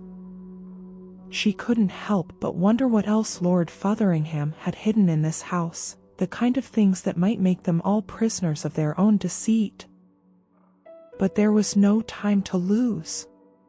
The trap was already set, and they had no intention of walking into it without a fight. The house felt different now. Each creaking floorboard, every whisper of wine through the broken windows, seemed like a part of a larger game, a game where Enola and Sherlock were merely pawns on the verge of being swept away. The house was alive with tension, the walls pulsing with secrets that would destroy anyone who dared uncover them. Sherlock led the way down a narrow corridor that twisted toward the rear of the estate. His eyes darted from side to side, searching for any sign of a passage or an exit. Enola stayed close, her thoughts a whirlwind as she pieced together what she knew. Reeve had his claws deep into the Fotheringham estate, and Lord Fotheringham had sold his soul to a man who dealt in lives, not money. The fire had been the first warning shot, intended to intimidate, to send a message that there would be no more running from the past. And then, the will. The hidden will that promised Vincent's fate would never truly be his own, that his blood would continue to stain the Fotheringham name. But there was more, something Enola had yet to uncover. A family built on power and lies wasn't just dangerous because of what it hid, but because of what it was willing to destroy in order to keep its secrets buried. They rounded a corner, and Enola felt her pulse quicken.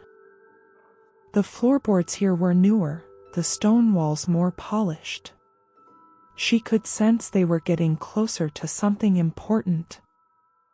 The deeper they went into the estate, the more she felt the weight of the secrets pressing against her.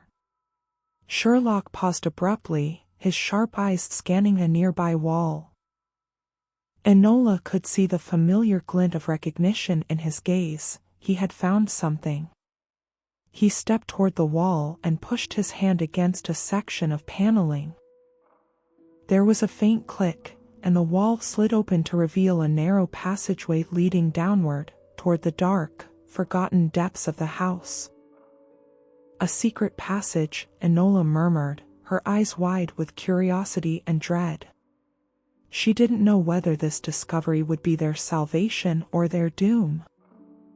"We can use this," Sherlock said, his voice low but resolute. "It'll take us to the estate's lower levels. We can slip out without anyone knowing. But we have to move quickly." They didn't hesitate. The hidden passageway was tight, the air musty with the scent of old wood and dust. It twisted and turned as it descended deeper into the earth, the walls pressing in on them like the weight of the family's buried sins. As they descended, the passage grew colder, the darkness around them swallowing up the light of their candles. Enola's thoughts kept returning to Vincent Fotheringham, the man who had tried to escape, the man whose life had been taken and erased from history. His death, if that's what it was, hadn't been an accident. It had been a carefully executed move to protect the family's wealth, their reputation, and their lives. Vincent had been the first casualty in a war that the Fotheringhams thought they could control. Enola's fingers clenched around the edge of the candle as the passageway finally leveled out.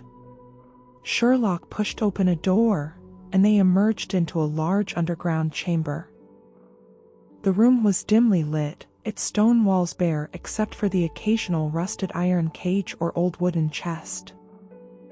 In the center of the room, there was a table, an old wooden surface covered in papers, maps, and various objects that had long been forgotten.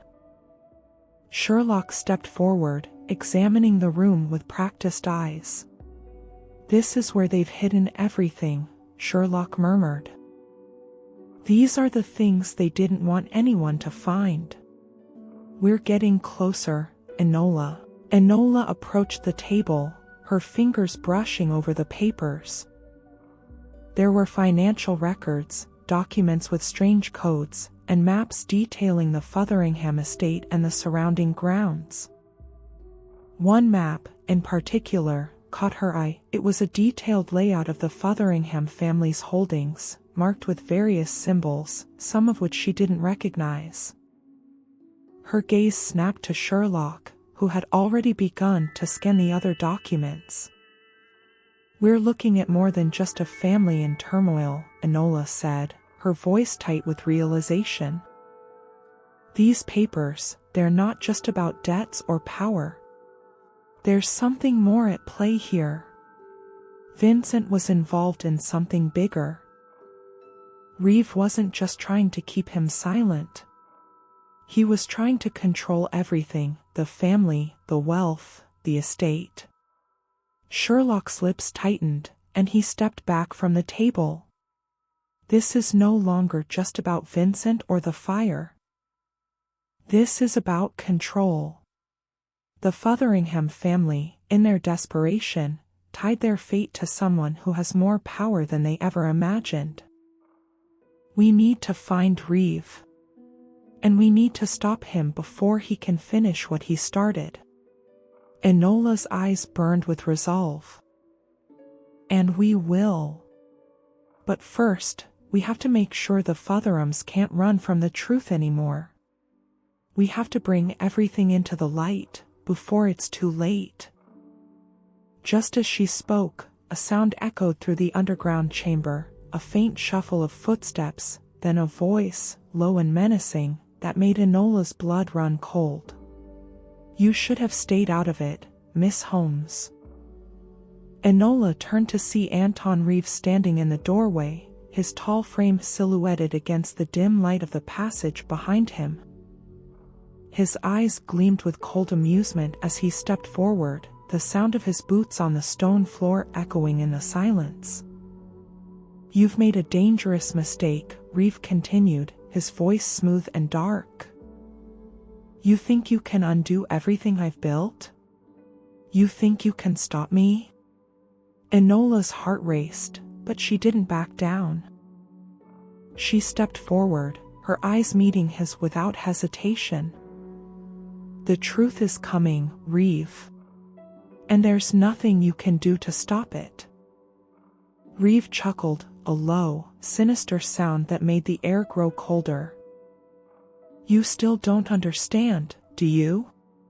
The truth is exactly what I want to burn."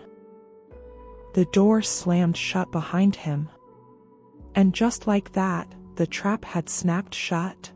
Chapter 11, The Smoke and the Mirror. The door slammed shut behind Anton Reeve, the sound echoing like a gunshot through the underground chamber. Enola's pulse quickened as the heavy weight of the situation settled in. Sherlock, ever composed, didn't flinch, his gaze fixed on the man who had been manipulating the Fotheringham family, pulling their strings and destroying lives in his pursuit of power. Reeve's lips curled into a twisted smile as he took a step forward, his presence looming. "You've been digging into things that were never meant to see the light of day, Miss Holmes. But you're too late." He paused, letting the words hang in the air.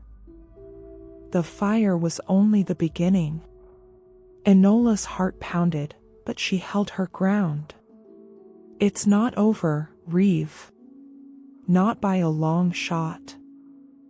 Sherlock's sharp eyes flickered over the room, taking in the surroundings with calculating precision.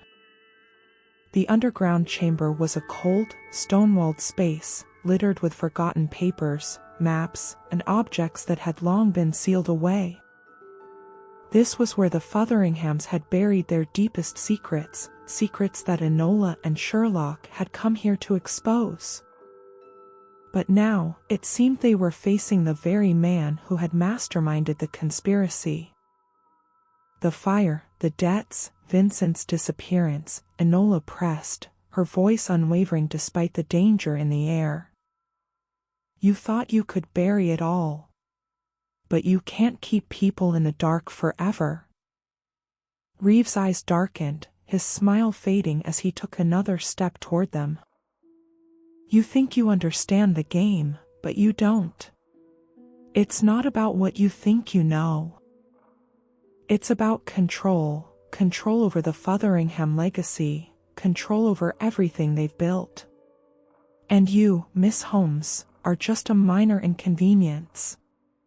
His voice turned colder. "A fleeting nuisance."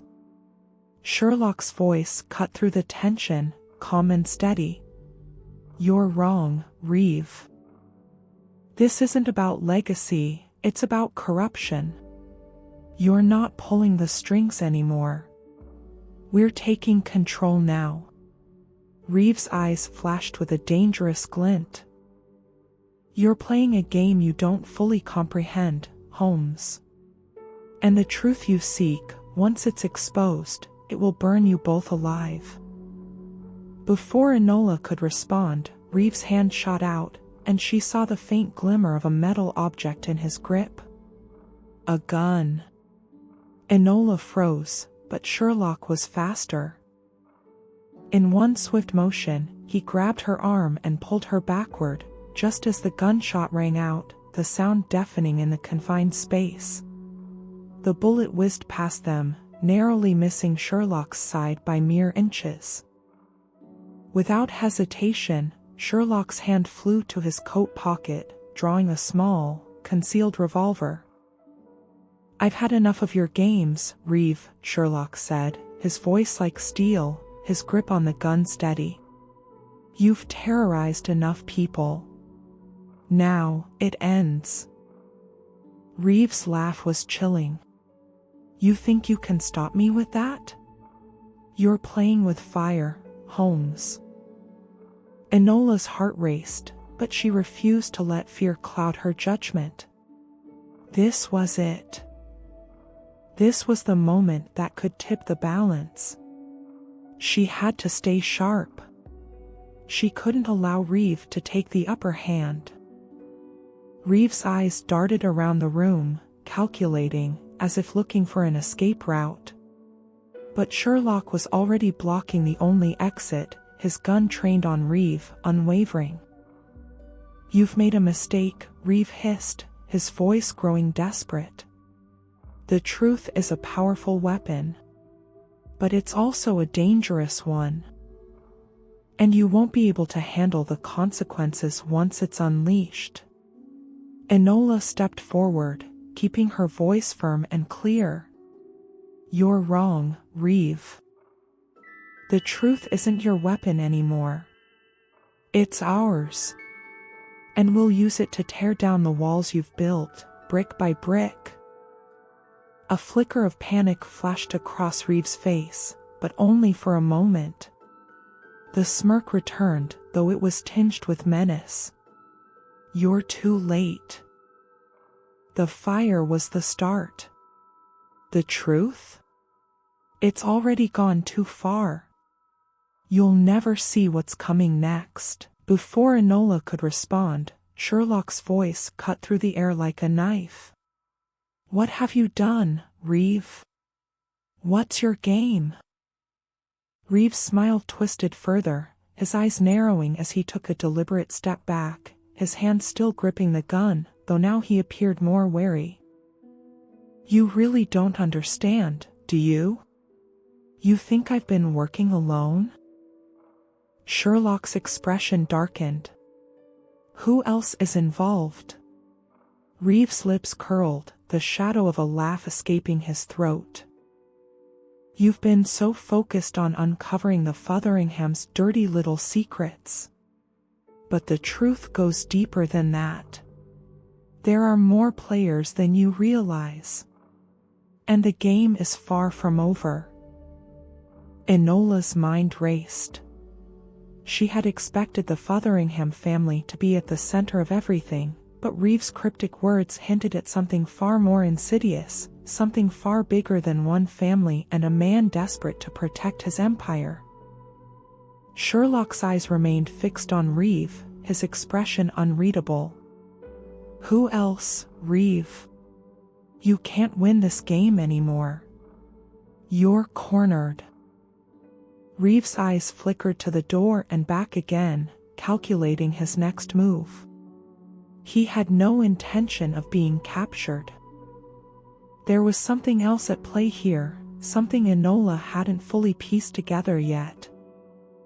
A larger network, a web of influence, and Reeve was merely the puppet master behind it all. But who was pulling his strings? Before Reeve could respond, the distant sound of footsteps echoed down the corridor. The sound was faint, but unmistakable, the approach of someone, or perhaps several someones. Reeve's smile faltered, his eyes narrowing with sudden realization.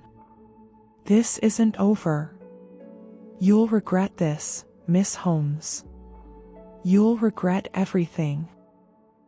But just as quickly as he had appeared, Reeve turned and sprinted toward the back of the chamber, disappearing into a narrow passageway Enola hadn't noticed before. He was gone. Sherlock stood still, gun still trained on the passage, but there was no movement. Reeve had vanished, slipped away like a ghost into the shadows.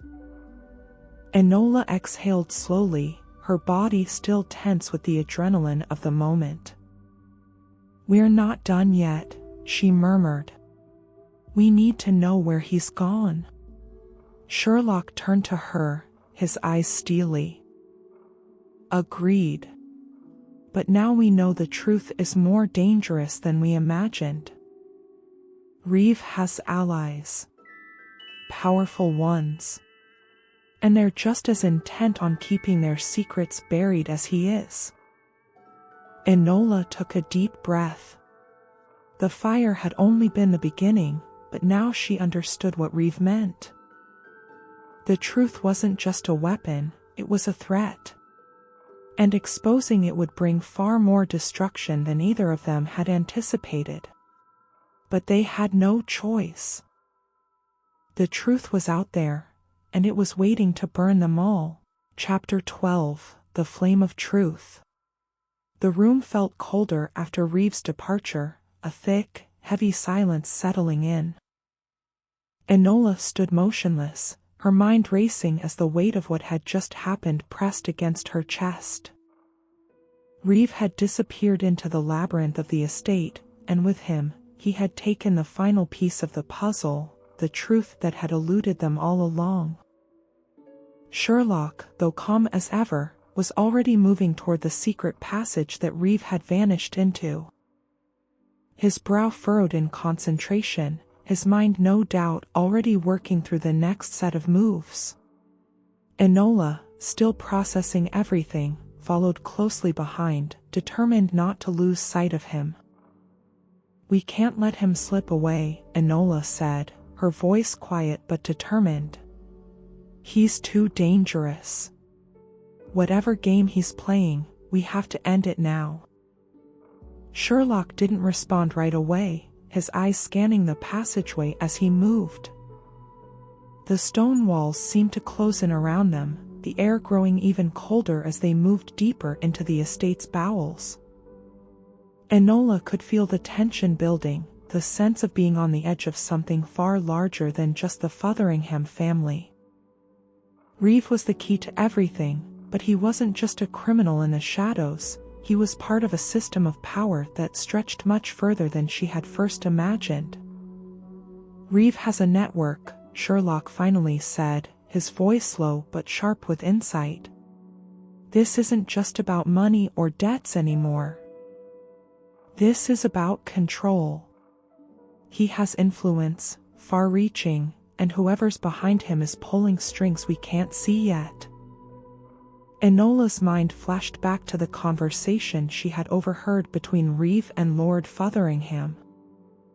The fire, the debts, the threat that everything would burn, it was all part of a game much bigger than what they had imagined. Vincent had been a pawn, a victim of a system that fed on destruction and secrets. And now, Reeve had escalated it to a point where no one could escape untouched. The passage led them down even further, the stone walls now slick with moisture, the air thick with the smell of earth and dampness.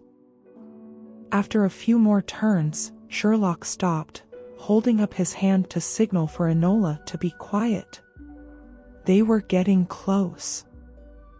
She could feel it, every fiber of her being on alert, every instinct screaming that they were about to uncover something that would shake the very foundation of the Fotheringham estate.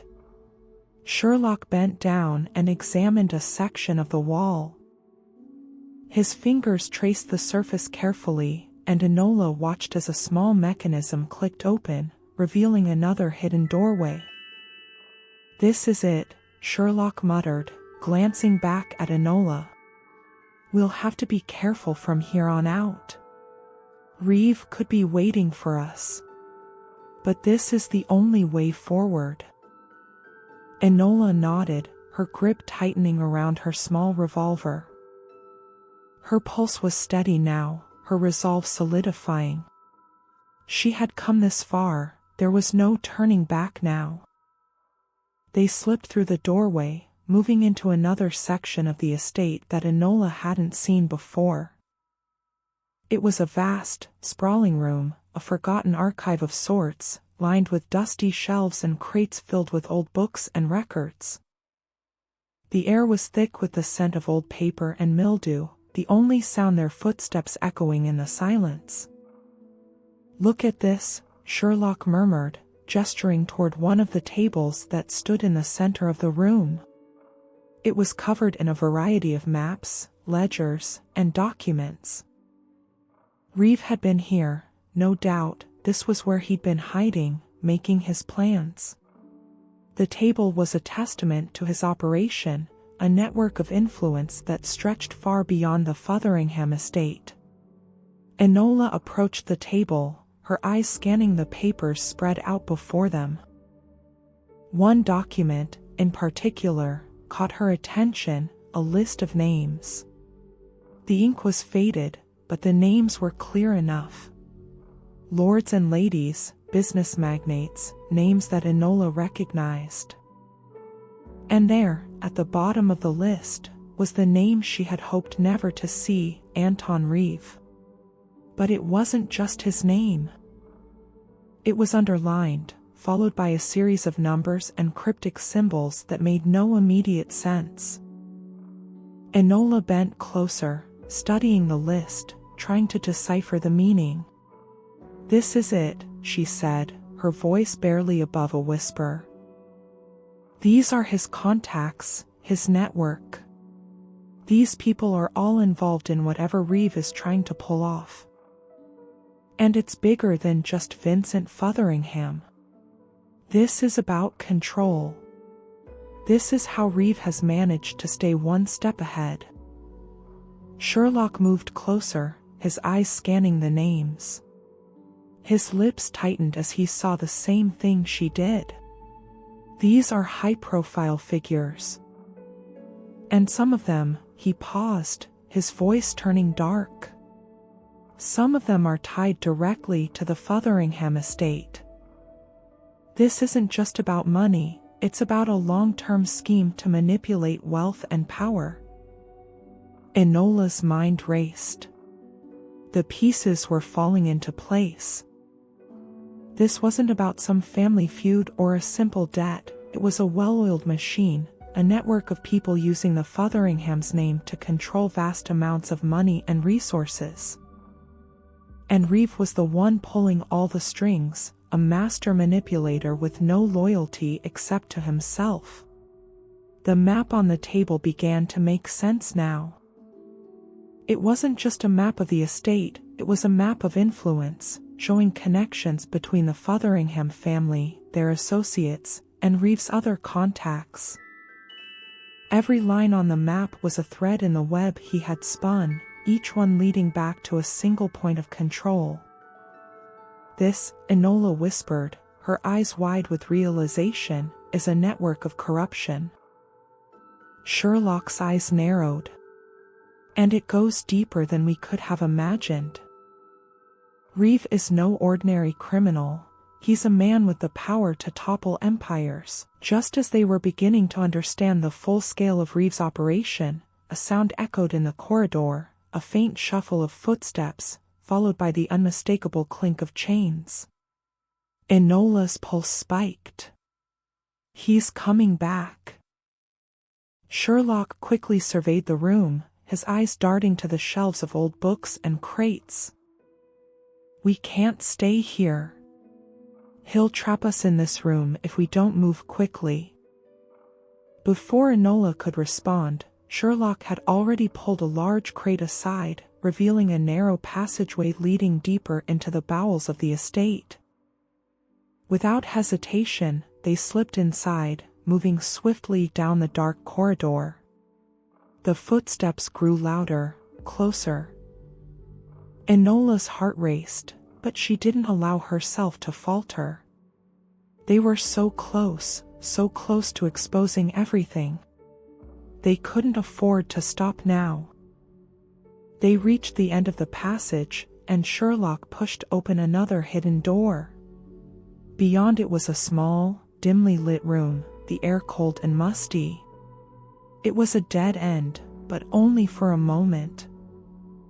Sherlock's sharp eyes scanned the room, his mind calculating their next move.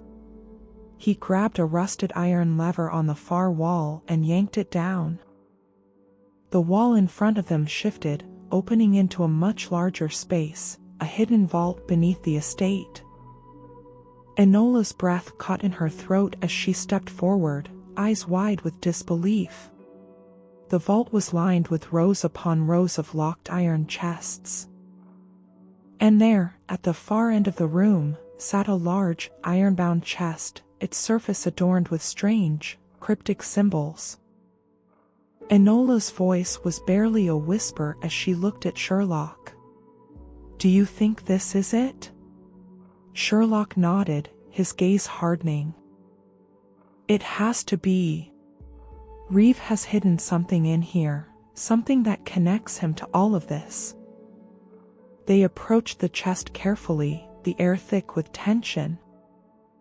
Every step they took seemed to bring them closer to the final revelation, the truth that had eluded them for so long.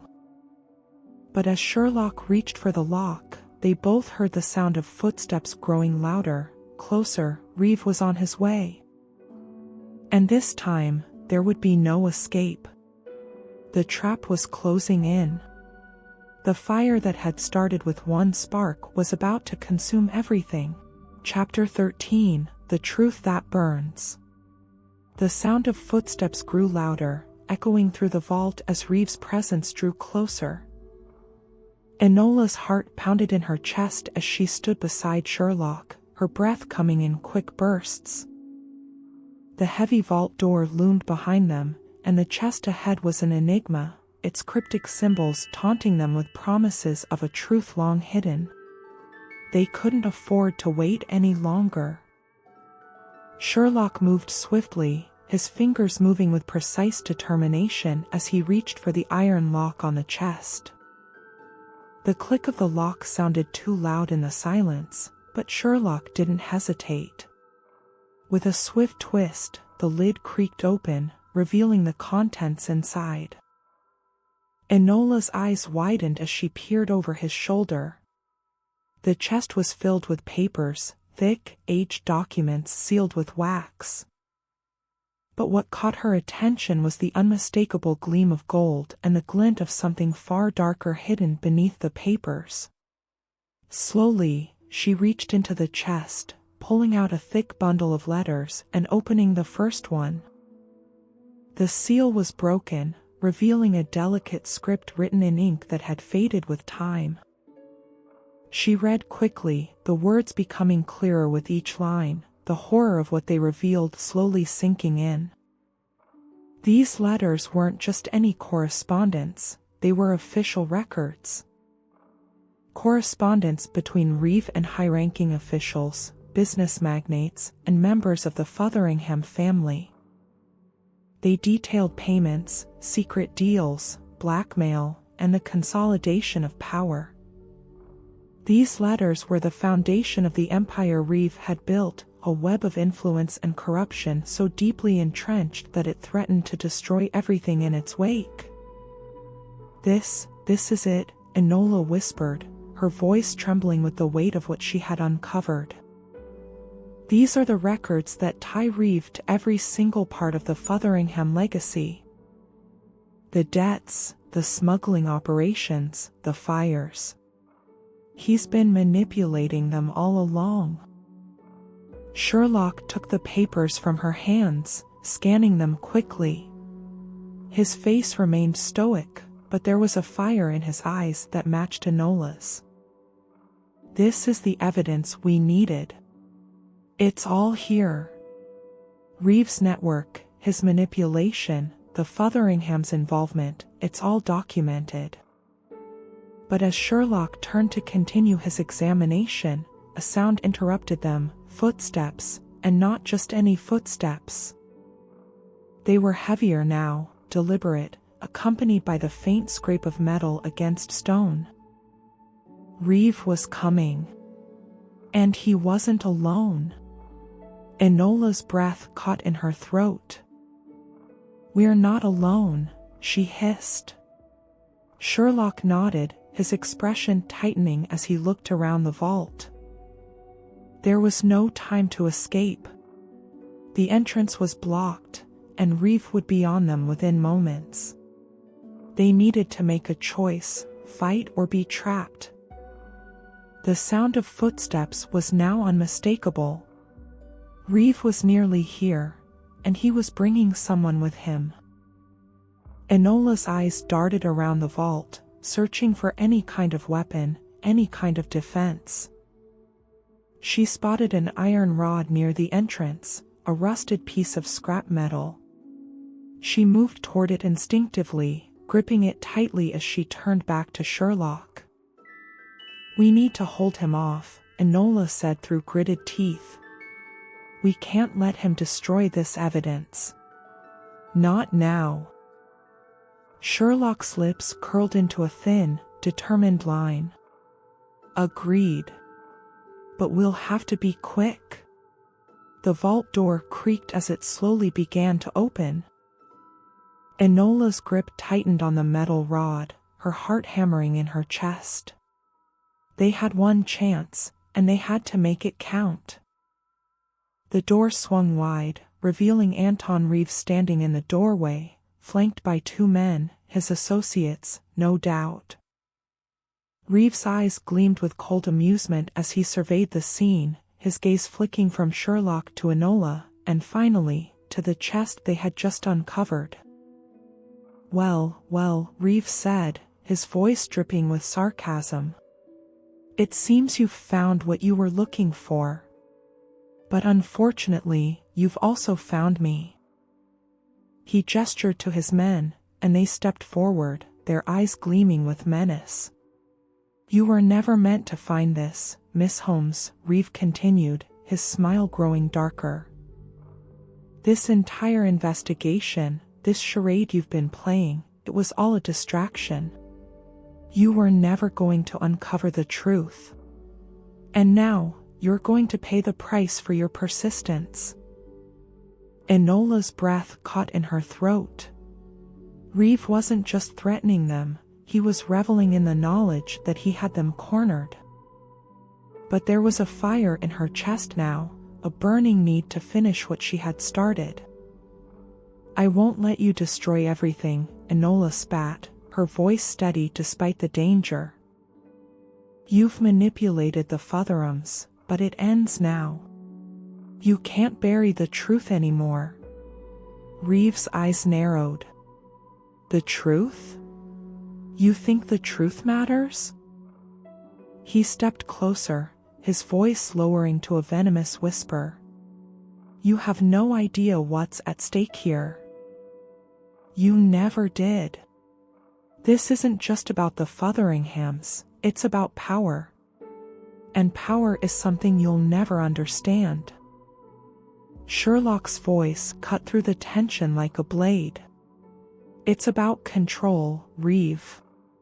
And it's slipping through your fingers. You've lost." Reeve's smirk faltered, and for the first time, a flicker of uncertainty crossed his face. "You think you've won?" he sneered. "You think exposing the Fotherhams will stop me? This game was never about them, it was about what I can do with the power I've collected." Enola's grip on the metal rod tightened, her eyes never leaving Reeve. She could see it now, the truth was more than just documents and letters. It was the realization that Reeve had been manipulating the system, using the Fotherhams as pawns to build his empire. But it wasn't just about money or influence, it was about creating a system where he, and only he, held the reins. "I'll make sure the truth burns," Reeve said, his voice low and threatening, as he took a step back, signaling to his men to advance. But Enola was faster. With a swift, powerful swing, she struck the first man across the jaw, knocking him back with a grunt of pain. The second man lunged toward her, but Sherlock was already there, grabbing him by the arm and spinning him toward the wall. A quick, efficient motion, and the man crumpled to the ground, unconscious. Reeve's eyes flashed with fury. "You'll pay for that."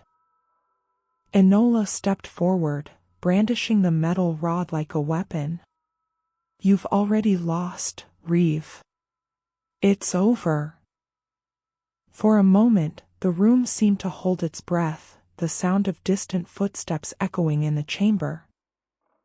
Reeve's expression hardened as he reached for his gun, but before he could raise it, Enola was already moving. She swung the rod, knocking the gun from his grasp and sending it clattering across the stone floor. "You think you can stop me?" Reeve hissed, his hands trembling with rage. But Sherlock stepped forward, his voice cold and firm. "We already have." With one last look of contempt, Reeve turned and bolted toward the exit, his footsteps fading into the distance. The door slammed shut behind him, and for a moment, the room fell silent again. Enola stood still, her breath heavy but controlled, the adrenaline still coursing through her veins. "We have to go after him," she said, her voice tight with urgency. "He can't get away again." Sherlock, wiping a bit of dust from his jacket, turned to face her. "We'll catch him. But not now. Not yet." Enola's confusion was evident. "What do you mean?" "We have him cornered. This is our chance." Sherlock nodded, but his expression was pensive. "Reeve will be dangerous for as long as he's alive. But we have something he can't escape, these documents. The truth. Once we expose him, we'll bring him down. But we can't be reckless. We need to ensure the right people are involved, and that Reeve has nowhere left to run. Enola nodded, reluctantly accepting his reasoning. They had the evidence, everything they needed to unravel the empire Reeve had built on lies, manipulation, and death. But now, it was a matter of timing. "We'll end this," Enola said, her voice resolute. "But we'll do it the right way." As they moved toward the hidden passage, Enola felt the weight of what lay ahead. The fire had burned, but now the truth was rising from the ashes. And no matter what it took, she would make sure that the fire would never burn again. The game was over. And Anton Reeve would face the consequences of his actions. Chapter 14, The Final Spark. The vault was silent now, save for the faint rustling of paper as Sherlock carefully arranged the documents they had found, Reeve's network of influence, the deals, the names, the proof of the manipulation that had run through the heart of the Fotheringham estate for years. The truth was finally in their hands, and yet, despite the victory of uncovering it, a lingering unease gripped Enola. Reeve was still out there, and with him, the last of the Fotheringham secrets that would bring everything crashing down. She stood by the dimly flickering light, her fingers tracing the edge of the map that had led them here, the final piece of the puzzle. This was no longer just a matter of family legacy or hidden debts. This was about a system of power so entrenched that it had turned innocent lives into pawns. It had cost Vincent Fotheringham his life, cost others their peace, and now it would cost Reeve everything. Sherlock glanced over at her, his face expressionless but his eyes filled with determination. "We've done the hard part. We've exposed Reeve for what he is. But this," he gestured to the pile of evidence between them, the pages that detailed the corruption and treachery, "this is just the beginning. We need to get this to the right people. To the authorities." Enola met his gaze, her brow furrowed. "We can't just go to the authorities, Sherlock. Reeve has too many connections. They're part of the system he controls. If we do this the wrong way, we risk Reeve disappearing again." Sherlock didn't argue. Instead, he gave a brief nod, his mind already processing the next steps. "You're right. We need to be strategic. But we have leverage now, Enola. Reeve's actions have caught the attention of powerful figures, even those he thought he had under control. If we bring this to the right people, if we force their hand, there won't be anywhere for him to hide." Enola's thoughts were racing. They were in uncharted territory now. The Fotheringham estate was crumbling, its dark secrets exposed, and the very fabric of its power was unraveling. But Reeve wasn't the type to go quietly. He would fight back, and when someone like him was cornered, there was no telling what lengths he might go to. "We can't wait much longer," she said. "Reeve's allies are still out there, pulling strings, and he knows we have the evidence. We need to act now, before he can strike first." Sherlock's eyes met hers, a rare flash of approval in his gaze. "You're right again. We've got one chance to make this stick. If we go to the authorities, we'll need to make sure the right ones are involved, ones who aren't in Reeve's pocket." They moved quickly, gathering the documents and heading for a private carriage that Sherlock had arranged in advance. As they left the Fotheringham estate behind, Enola couldn't help but glance back at the looming stone walls. The manor had always seemed so imposing, so powerful, and yet now, it was little more than a crumbling monument to greed and corruption. Everything they had uncovered was starting to feel like a dream, a nightmare that had stretched on for too long, but was finally coming to an end. Sherlock sat across from her in the carriage, his expression thoughtful, as though he were already considering their next move. Enola, on the other hand, couldn't shake the feeling that they were missing something, one last thread they hadn't yet pulled, one last secret hidden just beneath the surface. "What are you thinking?" she asked, her voice breaking the silence between them. Sherlock glanced at her, his lips forming a slight smile. "I'm thinking that you've been right all along. We've been chasing shadows. But now, we have the truth in our hands. It's time to make sure Reeve has nowhere left to run." Enola's fingers drummed lightly against the side of the carriage, her mind still racing. She had every faith in Sherlock's intellect and strategy, but the closer they came to the final confrontation with Reeve, the more she felt the weight of what was at stake. If they failed now, everything they had worked for, the truth, the justice for Vincent, for the Fotherhams, would slip through their fingers. "Do you think we can trust the authorities?" Enola asked, the question lingering in the air. "How do we know they won't just turn a blind eye to what we have? Reeve's influence goes deeper than we think." Sherlock looked out the window, his face momentarily shadowed by the passing night. "That's why we can't trust just any authority.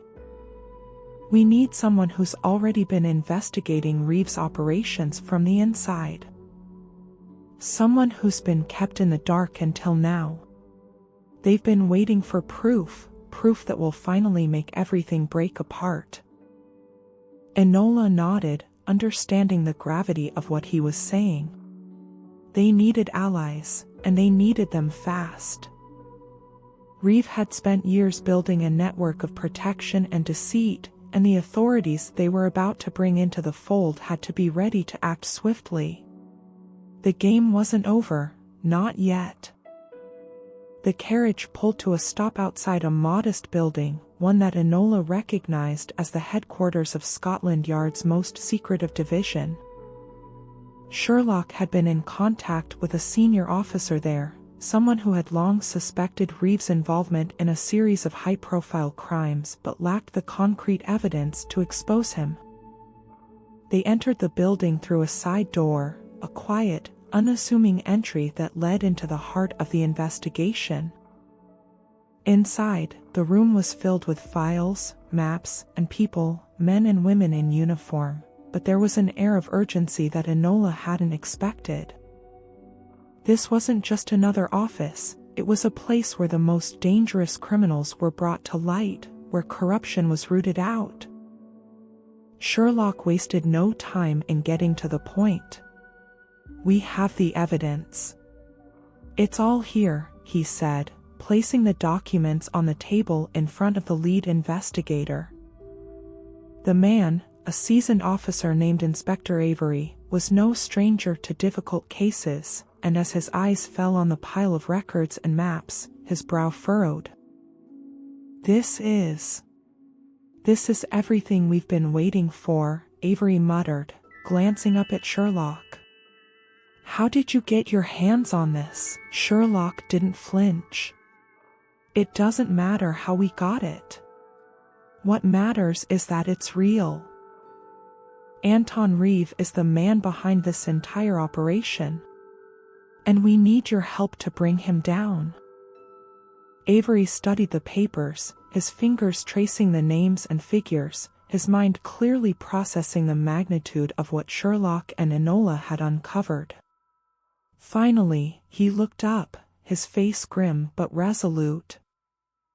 "We'll need backup, more men. We'll make sure the authorities who are still loyal to the crown get involved. Reeve won't be able to run from this." Enola felt a sudden surge of hope. This was it, the moment when everything they had fought for could finally be brought into the light. Reeve's empire was about to crumble. But just as the weight of the moment began to settle, Avery's face darkened. "One thing we need to be clear about, though," he said, his voice low. "Reeve's not just some criminal. He has ties to people at the highest levels. If we move too quickly, it could bring the entire system down." Enola's heart skipped a beat, but Sherlock's expression remained composed, unwavering. "That's why we need to move now. Before he has a chance to cover his tracks. The truth will come out, no matter how far Reeve tries to run." The night stretched on, but Enola felt a sense of finality beginning to settle in. They had the evidence. They had the truth. And now, with the authorities on their side, they could dismantle everything Reeve had built. As the officers prepared to move, Enola turned to Sherlock, her voice quiet but filled with a new sense of resolve. "This is it," she said, meeting his gaze. "We're going to bring Reeve down, once and for all." Sherlock nodded, a faint smile playing at the corners of his lips. "Yes, we are. And the truth will burn brighter than any fire he's ever started." And with that, they set off once more, toward the final battle, toward the end of Reeve's reign, and toward the truth that would finally expose everything. Reeve may have believed he controlled the game, but Enola knew better. The flames of justice had already begun to rise, and no one could stop them now. Chapter 15, The Final Confrontation. The night was still and silent, but the air crackled with tension. Enola Holmes and Sherlock stood at the edge of the chaotic storm they had ignited. The Fotheringham estate, once a symbol of power, now seemed like a decaying relic of an empire built on secrets, lies, and manipulation. Anton Reeve, the man who had pulled every string, who had been hiding in the shadows, was no longer an unseen specter. He was the face of the corruption they had spent so long chasing. This was it, the final move in a game of deception that had spanned years. Enola had never felt more certain of her purpose. They had the evidence, they had the truth, and now, with the help of Scotland Yard and Inspector Avery, the end was in sight. Anton Reeve's empire of lies was about to come crashing down. But Enola knew that even now, in this final stretch, Reeve would be at his most dangerous. Cornered animals were the most lethal. Her thoughts drifted back to Vincent Fotheringham, to the young man who had tried to break free from the chains of his family's lies, only to be consumed by them. His tragic fate had been the spark, and now, as she stood on the cusp of justice, it was Vincent's voice she carried in her heart. "This ends tonight," Enola murmured to herself. Sherlock's voice broke through her reverie, calm as ever. "It does indeed. We've got one shot at this. Reeve knows we're coming, and he's already prepared his defenses. But now, he's running out of places to hide." Enola met his gaze. The weight of what they were about to do was undeniable, but there was no turning back. Reeve had manipulated, threatened, and silenced too many. His empire was built on the back of corruption, and it was time to topple it once and for all. The group of Scotland Yard officers, led by Inspector Avery, had already infiltrated the safe houses they had traced Reeve to. The clock was ticking down. If Reeve thought he had a chance to escape, it was slipping away fast. Enola couldn't afford to give him any more time. The final confrontation took place in the most unexpected of places, an abandoned warehouse on the outskirts of London, nestled in the docks where goods came in and out unseen. The shadows of the city stretched long in the late hours, and the dim lights cast an eerie glow across the dark streets. They arrived in silence, their carriage blending into the darkened backdrop.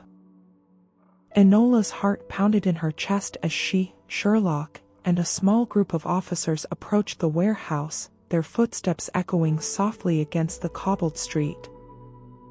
Enola took a deep breath. "This is it," she said, her voice unwavering but tinged with anticipation. "This is where it ends." Sherlock nodded, his hand gripping the revolver at his side. "We can't let Reeve slip away again.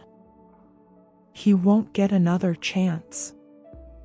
They reached the door of the warehouse. Avery signaled for his men to take position, and in a swift motion, the door was kicked open. The cold night air rushed in, and the warehouse revealed itself in all its grim isolation: rusting metal beams, crates stacked high, and the faint smell of salt water lingering in the air. At the far end of the warehouse, Reeve stood, his back to them, surrounded by armed men. He turned slowly as they entered, a smirk curling on his lips. His cold eyes, sharp as ever, locked onto Sherlock and Enola. "You really think you can take me down?" Reeve's voice was laced with scorn. "You've been a nuisance, Miss Holmes. But you've never been more than a child playing at games far beyond your reach." Enola stepped forward, her heart racing, but her resolve stronger than ever. "It's over, Reeve. Your empire is crumbling. The truth is out, and you can't hide anymore. You're finished." Reeve's smirk faltered for a moment, a flicker of uncertainty passing over his features, but just as quickly, it returned. "You think you've won? You've exposed my little network, but you have no idea what you're really up against. You think this is just about me? You're wrong.